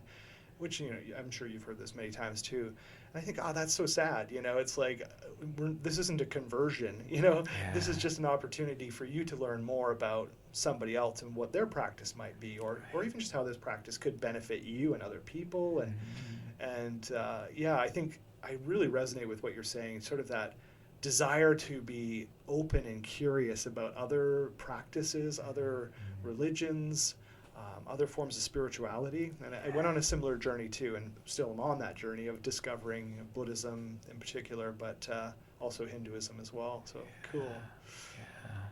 That's one of the kind of, from my opinion, a default of religion is that each religion is kind of built into itself a way to try to protect itself. So we either make people feel guilty or would say that's the devil and this is the only path to God, and if you're not on this path, you're on the wrong path, which is really unfortunate because I think so many people are missing out on, like you said, a Tai Chi class. Wow, that'll blow your mind, and that's not bringing you close to the devil. That's bringing you close to God. Like that's it's. So much beauty in these things. If you can remove those old stories, those old veils, then you can just open yourself to a whole new world. And we can be okay, I think, with selecting pieces that work for us. Like I have lots of friends who are like, I do some Buddhist practices, but I also do some, maybe they grew up in a Christian household and they say grace before dinner, and like that's beautiful. We kind of do a little bit of that in our own house, where we have moments of sharing before a meal. We might not call it grace, but whatever we call it. But it has sort of that tradition, and we've picked and selected from different practices. So it's cool. Eh? That's beautiful. We have the same practice in our home. We call it our gratitude practice. At every meal, we take turns saying, well, what's one thing you're grateful for today? And sometimes someone will share like 3 or 4 or 5 things that they're grateful for today. And then we all say that we're grateful for this food and the people who brought it to us and grew it and raised it or grew it. It's a really lovely way of experiencing. I think it's so important. I really do. Okay, so let's talk about yoga teacher training. So when do you do that? I forget when you did that. What year did you start the Ikai? Yeah, it's so funny. That should just be right on the top of my head, but I think it was 2014. Yeah, it is funny how these things slip our mind. I mean, that's okay because they're not critical to the story anymore, are they? Like that's. But sometimes I have a hard time putting in the right decade. Right. That was yesterday. No, that was 1993. I think pretty sure it's 2014. Okay, so I had taken my yoga teacher training around the same year that you started your studio, or the year before, because in all truth, and this was really beautiful. As I was reflecting this morning after my meditation. Thinking about this conversation I was going to have with you today, I was really feeling so much gratitude in myself because your studio was the first studio I ever taught at. You're the one who really gave me permission to hone my own style and to create the classes that I did, and to have, of course, so many more beautiful experiences like the film, like the surf yoga classes. Like there were so many beautiful parts that I'm really grateful to you for creating, and grateful that we found connection together. Yeah, now it makes total sense that we're having this conversation, that we found each other. And the class that you put together, the Gentle Spirit yoga class, I can see now how, I remember when I went to your class, I'm like, wow, this class is as close to perfection as I've ever been. Not just in the way you delivered it, but the music. I could tell that some yoga classes you go to, if they put music in, it's like, here's yoga playlist from Spotify, and they just play it, and it's just like, oh my God. Some of it's okay, some of it's not, but yours, it was like, just as you talked about with your presentations that you've done, with the ones with the high school students and the PowerPoints and the music, this is what your class was like. It had like the right music for the opening, the right music for the intention, the right music for the warm-up and the peak poses, and I still think about your class a lot. I think that's probably one of the best yoga classes I've ever been to. Oh, wow, man. Thank you. Yeah, and clearly I wasn't the only one, because you developed such a real loyal following that just really was loving your class, Yeah, it really opened up new doors. And again, I'm so grateful to you for helping me create that space. This was a time when iTunes was really popular, and you could, for one of the first times, you could create personal playlists, right? You could put all your favorite songs in a playlist and download them onto your iPad or iPad and listen to them. And I love that, because I was a big, fan of the mixtape when I was, back in the day when you had to try to record it off the radio and you'd get pissed off if the DJ like was talking over the intro or something, right? Oh, you. Exactly.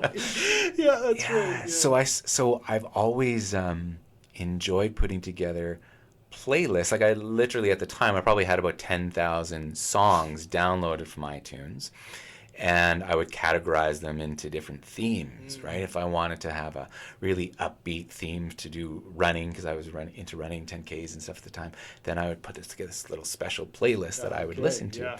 And that's how the Gentle Spirit yoga classes started forming, is that I would, my first theme that I ever developed was, who am I really? Yeah. And what I realized was that, man, I've got all of these beautiful songs exploring who am I? Man, what if I string them all together and put in a really nice just instrumental piece at the beginning to drop people into the class, connect them to the breath, and then introduce this whole concept of who am I? Really? Who's listening to this question? I'm getting goosebumps because I'm remembering the class now. Oh, wow, it was so beautiful, and it was just this. It organically unfolded. It was like I'm not even going to take the credit for it. It's almost like the universe said, "Oh, you got to start with this song, because this song is nice and slow, and the lyrics are so powerful, and the frequency of her voice is so beautiful, and it's gonna take people on this, who am I? Yeah. Who am I? Yeah. And then another song about who am I, but a little slightly different, tone of it. And then, so what I would do is, as these songs are playing, I would pose reflection questions as I'm moving people in and out of the asanas, out of the movements, out of the postures, right? And so you could explore, am I this physical body? Because we really get people into the body in yoga, right? Like after you just come out of go from a forward fold to Tadasana, to mountain pose, like what do you feel in your fingertips? What do you feel in your arms? And well, maybe that's who I am. Maybe I'm this physical body. Yeah. And then just let people, just plant that and don't say anything. Let the song do the rest of the work and let the people reflect on it. Yeah, the choreography was, the amount of work you put into those classes, Loved it. It was just so apparent that you cared about it, So many yoga teachers, so many yoga classes I've been to, it's like you could tell somebody's like walking in, breezing in late. They just had trouble finding parking, and they're just going through the motions, and they're like, they put you in Shavasana, and they're gone, right? Have you had that experience? Oh, totally. Yeah, What? yeah. That is crazy. Anyway, that's a whole other story. Okay, cool. So you're teaching with us at Akahi. This is 2016, I think we said? Yeah, 2016.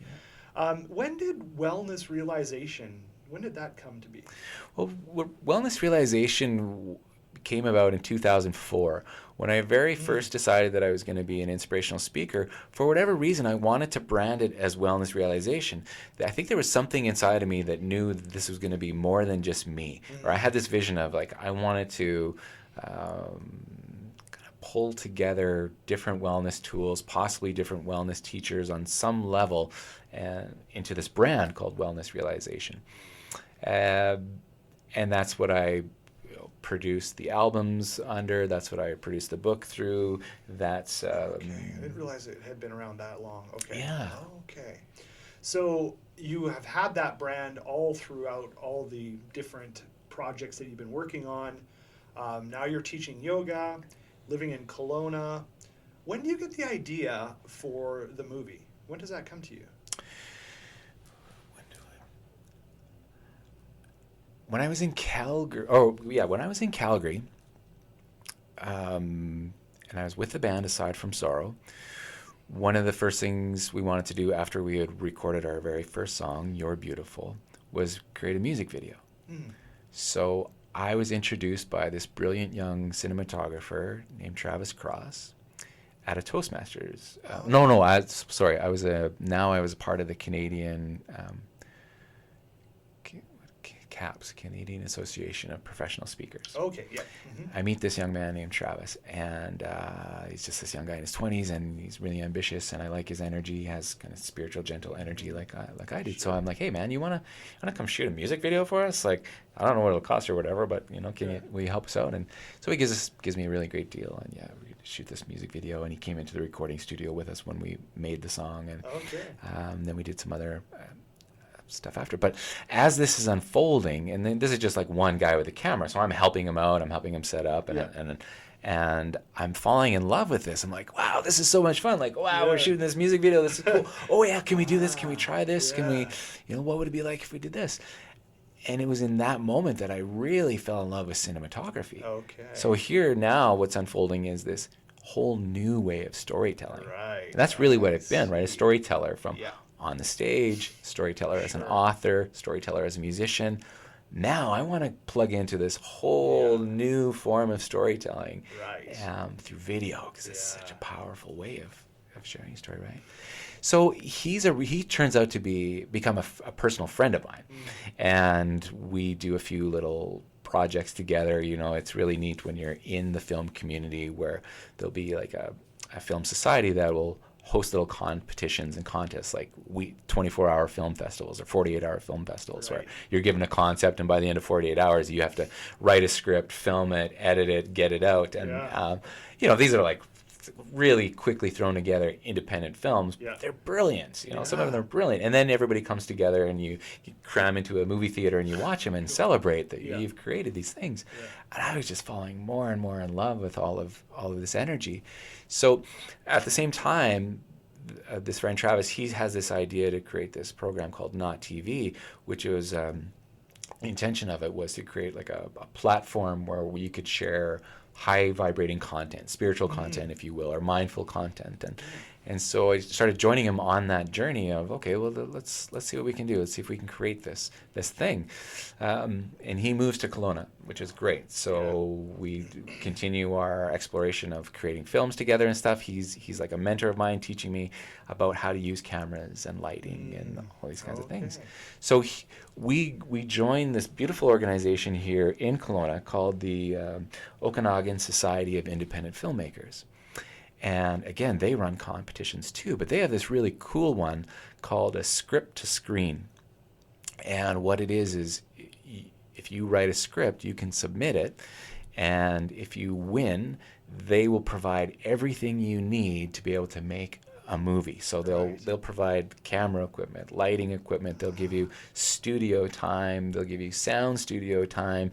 And there was another local business here in our community called Allegiance Studios who donated a special effects package. So they would do some special effects to your film.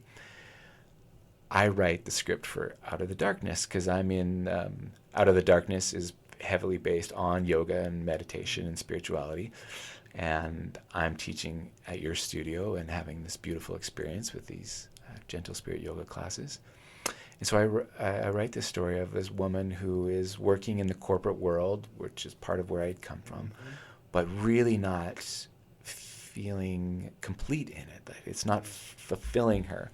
But it's being conditioned into her and supported by her, this father who, this is what you got to do. This is how you live your life. You climb up the corporate ladder and you'll be happy, but she's not happy. And she's this artist at heart. She's this beautiful painter, and one of the things that I love about the way I create is I already see the movie in my mind. Even before the script is fully written, it plays out as a film in the back of my mind. So I see this artist creating this beautiful artwork, and a dark artwork, because she's tortured. She hates where she's at. This isn't satisfying. But there's still this beauty even to the dark artwork, right? We can see, we can feel the pain that she's in and the suffering that she's experiencing. And then, of course, she goes through this transformation of finding herself through yoga and meditation and coming to this beautiful place of, I don't want to do that. I want to follow my heart. I want to follow my dream of being an artist, and then creating this beautiful painting that we see in the film. And Shannon's a great artist. Oh my goodness, it was so wonderful. So and I want to talk a little bit more about Shannon in a second, but so I win this script to screen contest, Right? And I didn't think I would, because I'm thinking, oh, here I got a spiritual movie, and the board of directors, are they going to invest in a spiritual movie? And you've never done this before. I've never done this before, but I've worked on these little indie projects with Oh, yeah. my friend Travis, right? So Sure. we created a horror movie the year before called Way Out that he Okay. had written and directed, and I was like a camera assistant and an actor in it. But I had just like I'd never written a song before. I'd never written an album of music before, and I'd never been in a music video before. That's what life is, right? Yeah. You just jump in. At least that's how it is for me. I start gravitating towards something, and it's like, well, I don't care that I didn't go to film school and study how to make film. I already see it in my mind, and I know that there's people out there who will help me with the logistics part of it. Yeah, and the rest you'll figure out as you go along. Well, and that's the most beautiful part of this story, Brad, as you know, is so I win the script to screen.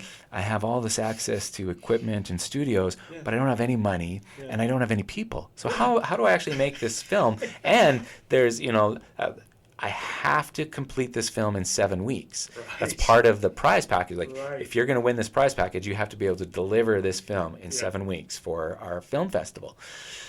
I reach out to our community through social media, and within a very short amount of time, like we're talking a few weeks, 68 people from the community of Kelowna and surrounding area, the valley here, had volunteered as the cast and the crew. And the local businesses, including Akaihi, had donated the space for the sets. So everything fell into place. The universe supported it in such beautiful ways. And that's, again, going back to Shannon now, I had created this character who was going to be this brilliant artist. We worked with a really brilliant yoga teacher, Mimi? Yeah. Mimi. When I was writing the script, I saw her. Yeah, because she's an artist. Because she's an artist, and I saw her, and she's a yoga teacher. Unfortunately, it didn't work out with her schedule, because she was excited about it when I presented it to her, but she realized this is a big commitment. Like, this is a lot of hours that are going into this. She wasn't able to do it. So I had put the word out that I at least need to find the artist who can paint the work. We can make it look like the yoga teacher is the artist in post if we need to, right? Essentially hiring 2 different people to do 2 different roles to make it one. And that's when Shannon Johnston reached out, and someone had reintroduced us, and we met for coffee, and she showed me her artwork, and it was like, oh, this is what I'm looking for. This is the type of art that I want. And she had said to me in that session, she said, have you filled Mia's role? Mia was the character that I'd created. Mia after Mimi. I was right. And I said, no, I haven't. Would you like to read for it? She said, I think I would. And even though she had never acted before in her entire life, but she said that there's something about this character that it doesn't feel like I'd be acting. It feels like this is my story. And of course, she came and she read, and she was brilliant and perfect for the role. Absolutely. Oh my God. That's great to know that story. All these stories, again, I've kind of known bits and pieces of them, but we're filling it in. It's so really, really awesome for me. Now, is Shannon still in Kelowna, by the way? She is still in Kelowna, and she's still doing beautiful art and other ways of supporting people in their own journeys. And Very cool. So the film, you obviously get it done in the deadline. You make it the 7 weeks, and I know when we would come down to the studio and there was filming, it was going on all night. Like, you guys were there like crazy hours. And I could just sort of tell, like, people were looking tired. I know. Like, the amount of work that people were doing. So you finish it. Obviously, the editing must have taken a ton of time, eh? Yeah. We were talking about podcasts, and editing is, even with that, is a lot. So I can only imagine.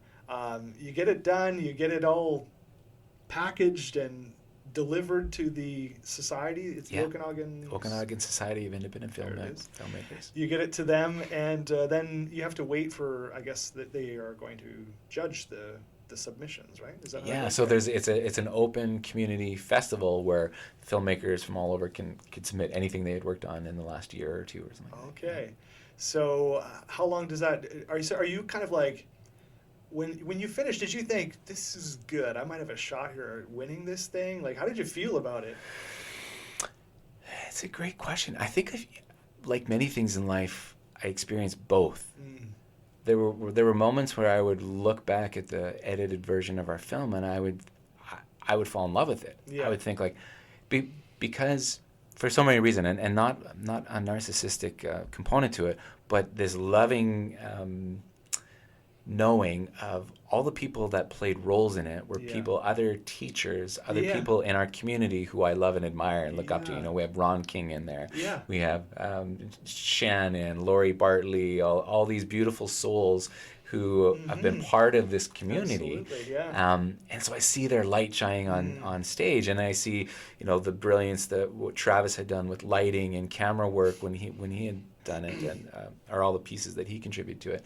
And so I was in love with it. I thought, this is the best film ever made. Like, this is gonna win Oscars. Like, you know, it sounds funny, Life changing. but it, you know, that's how I was when I recorded my first album too. Though when I would listen to the music, because I think it comes from God, right? Yeah. Our inspiration, in spirit, comes from spirit. So it's almost like you feel like, or you can see, this was divinely guided. Beautiful. And why wouldn't it win something? Sure, why wouldn't it be really popular? You know, when we had submitted to film festivals, we were very fortunate. We won Best Cinematography and Best Post-Production in our very first film festival, which was the one hosted by OSIF. And then I kept applying for film festivals all over the world. Now, when you start that journey, you have to be really selective, because every time you apply to a film festival, it's a $50 to $100 submission fee, and you're not guaranteed anything. This is just, I'm submitting it, hope they accept it, and we'll play it at their film festival. Right. So I can only imagine some of these film festivals get thousands. Exactly. You know, the Sundance Film Festival and stuff like that. Thousands and thousands of entries. So you're competing against a lot of different stories and a lot of different really gifted filmmakers, right? We didn't get into the big ones, into the Sundances. We did get into some festivals, though, around the world. We got into one in Los Angeles, and we won an award there. We got into one awesome. in...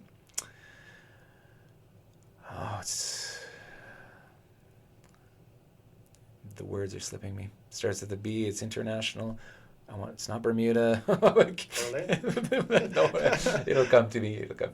But anyway, we won a few film festivals, and it was such a great ride. Great ride.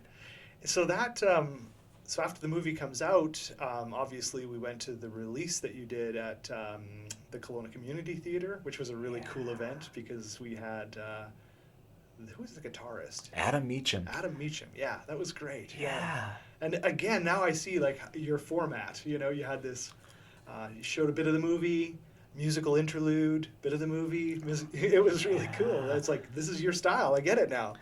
Well, and that's a beautiful story in itself, and the how that unfolded, because you had at one time invited me to a men's group, a social media men's group on Facebook. And I saw Adam Meacham's photo, and he had a guitar in his photo. And being the music lover that I am, I went to his website, and I wanted to check out, who's this man, and what kind of music does he play? And he had a video where he was performing one of his songs called Totemic Revival. Oh, yes. Which is, and Adam's style is very solo acoustic, kind of really classic, a combination of classical and rock and folk, and it just... beautiful style. This Totemic Revival had this real rawness in it, this tribal energy that I was like, that song needs to be in my film. And then I wrote him a note. You don't know me, but we know this Brett guy together. And that just opened up.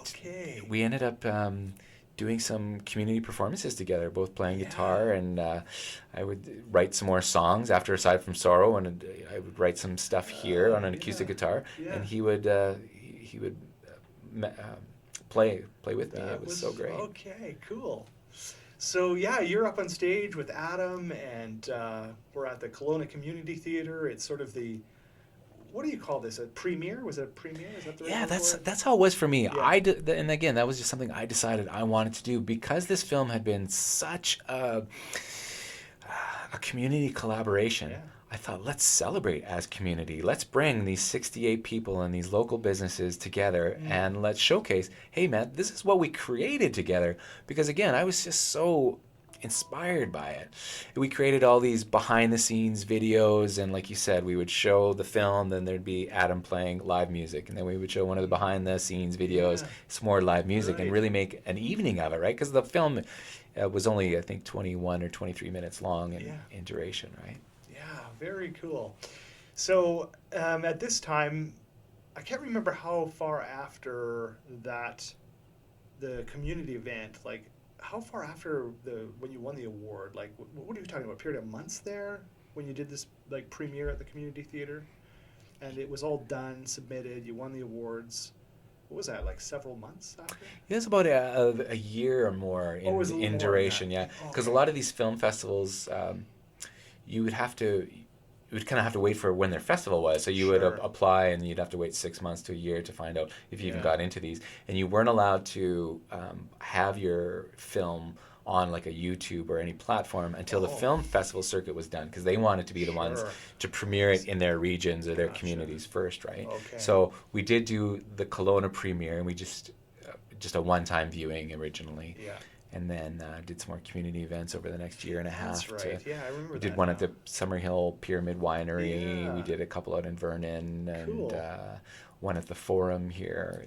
So we really got to get out and share it and celebrate it with a lot of people. Cool. Which was really exciting as a first-time filmmaker for me to do that and share the story of, this is how we made this amazing film in such a short time, and it's really thanks to people like you. Wow. Well, it was great to be part of that journey.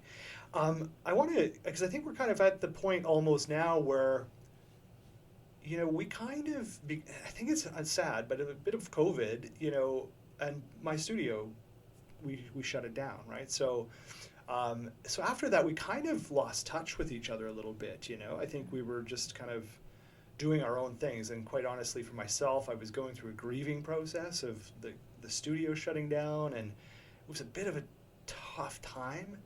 And what happens with me, my coping is I'll often kind of withdraw and come in. I'm a natural introvert, so I'll just sort of like pull in. So Siri and I had sold our house downtown. We moved out here to this place, and I just sort of lost touch with a lot of people, including you.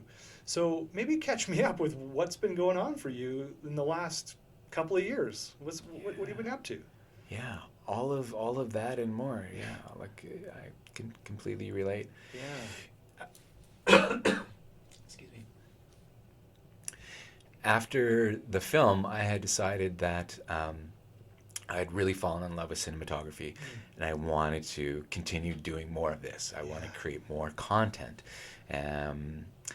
And so, again, still kind of navigating, learning how does this business work? Because this is a whole new world for me, right? I don't know how to market and promote film, and I don't know how to secure funding for film. I really loved what Out of the Darkness created in this, 68 people coming together, volunteering their time.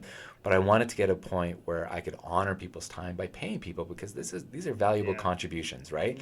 And so I started doing that. I started learning, okay, well, here's where I can go to get some grant funding from different film boards, provincially and federally and corporately.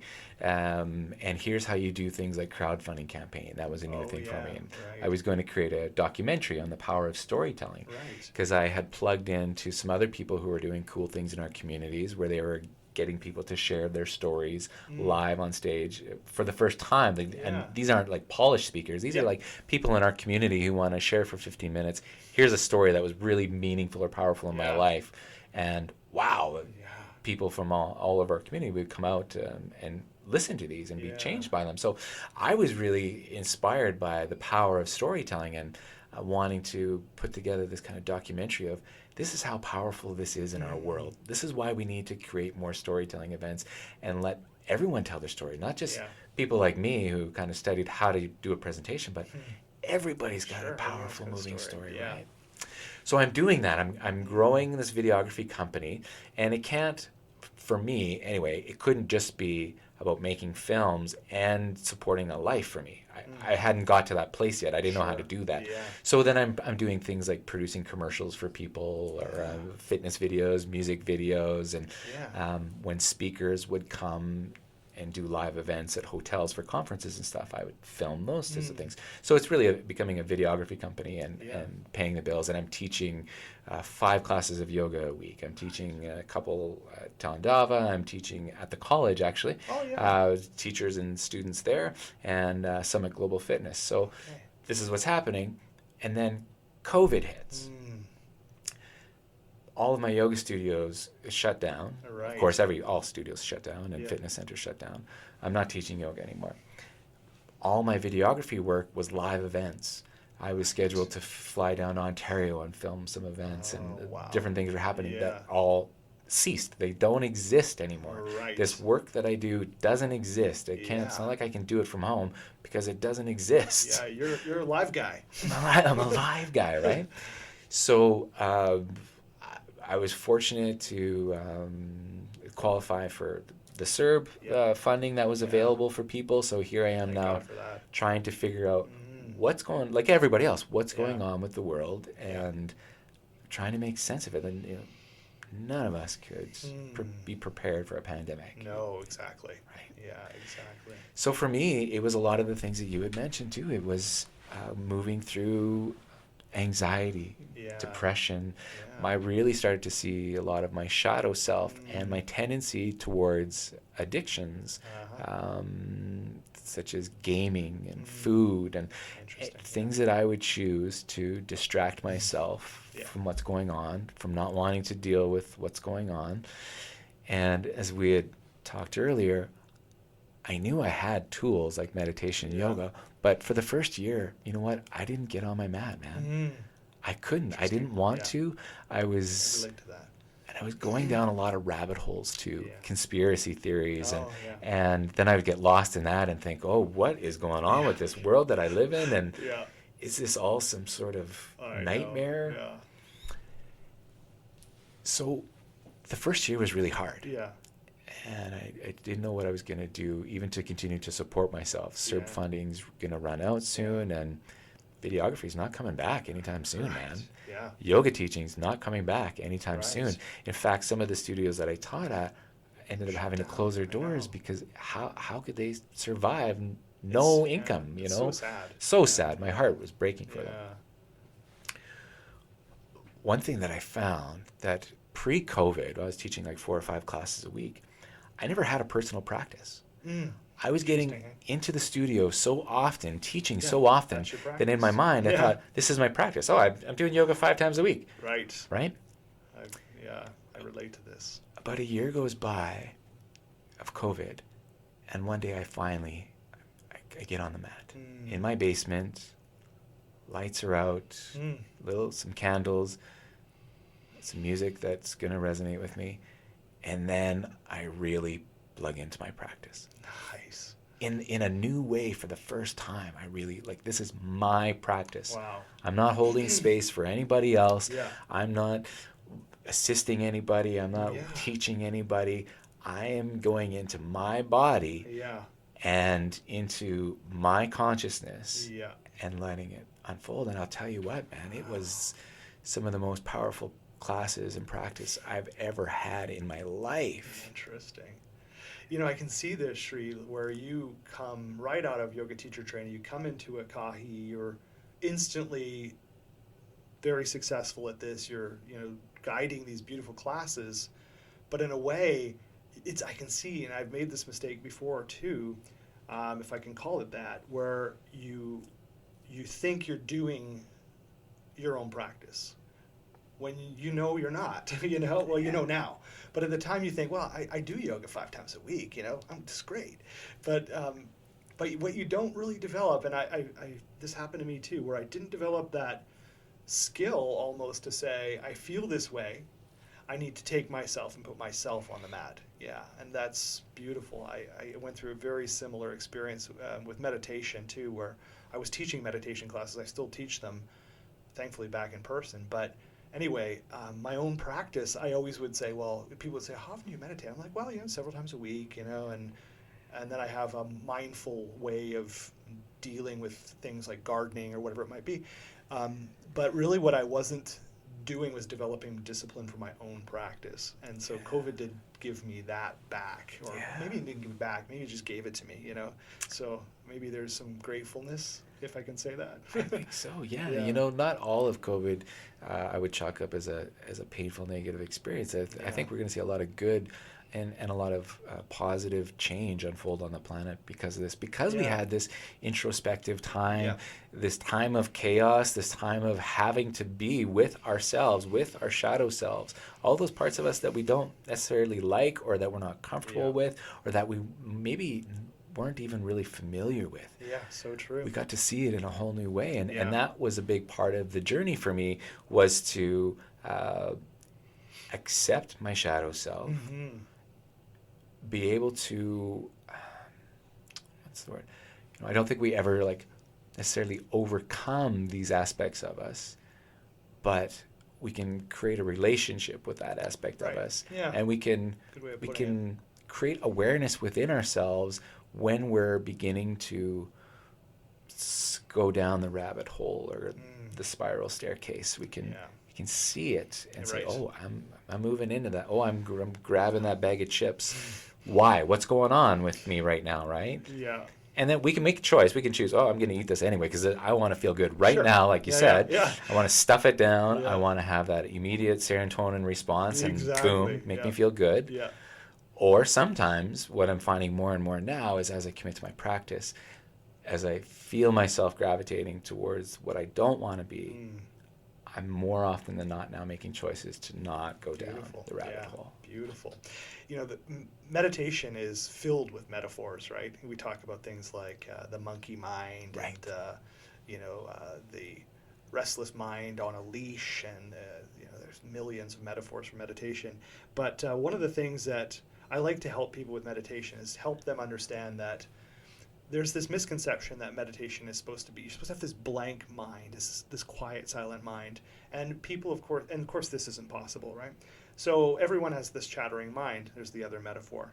And it's like, I tell people, the practice of meditation is to experience perhaps a moment of silence. And then the chattering mind comes in, and it's to not look at that as a negative experience, right? That's just normal. This is what's supposed to happen. But then you try to come back, and that's the practice, right? Is coming back. So kind of picking up on what you said of noticing when you're grabbing the bag of chips. I think with years of meditation practice, the one thing I can say I've got better at is when the chattering mind starts, I don't follow the story for as long anymore. It's like suddenly if I'm in a meditation and then maybe it takes 5 seconds and suddenly it's like, oh, geez, my back is sore. Why are my hips so sore? I wish I didn't do that yet. That chatter, I find now I've got about a few seconds of the chatter and I'm like, I'm coming back. And it's very similar to what you said, right? Is like that noticing is happening faster now. Because again, just as you've said also, you're back to you've got your own practice going. And that's what I'm learning with my own practice. Because when I'm guiding meditation, you can't really be in practice. You have to be aware you're holding space. You have to be aware of what's going on around you. So, yeah, I think it's just a real important distinction. I wonder quite often how many other really busy yoga teachers or meditation teachers are at risk of maybe not developing their own practice. I wonder if that's, I bet you it's not an uncommon thing. Oh, for sure, yeah. Wow, I think we've, I just want to point out here, we're at 2 hours and 11 minutes. And, I think we could probably go on another 2 hours. I respect your time. It's a Saturday and it's 25 after 11. But before we wrap things up, I want to talk about, because I was on your website aside from Sorrow, and there's some beautiful stuff in there, beautiful videos that you've got there.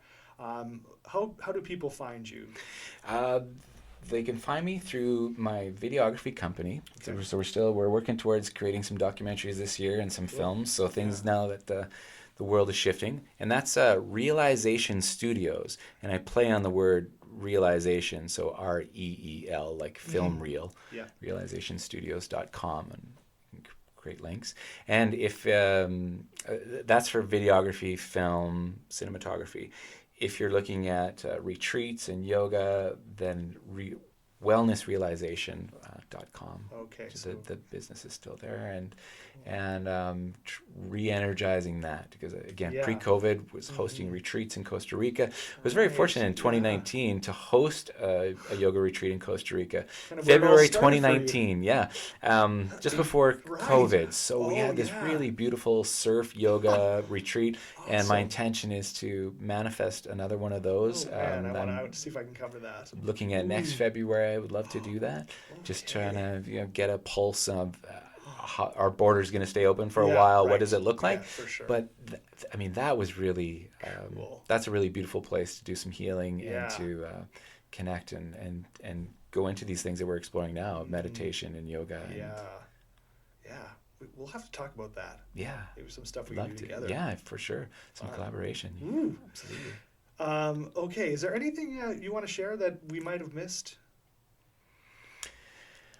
I don't think so. I think, though, just maybe if we could summarize, one of the reasons I was drawn to this, obviously, you and I have a friend connection, a brotherly connection, so that's the obvious, but I was drawn to your theme of the chewing glass, and I was appreciating that as we're coming out of this pandemic, so many of us, most of us, if not all of us, on some level have been chewing glass. Yeah. And some people probably still are, and I feel like podcasts like yours is an opportunity to let people explore that within themselves, to let them explore different alternatives of things that they might be able to do to move from beyond the chewing glass to that state of inner peace, inner harmony, health and wellness. So I think it's great that people like you are doing podcasts like this and giving people like me an opportunity to still use the power of storytelling to hopefully inspire some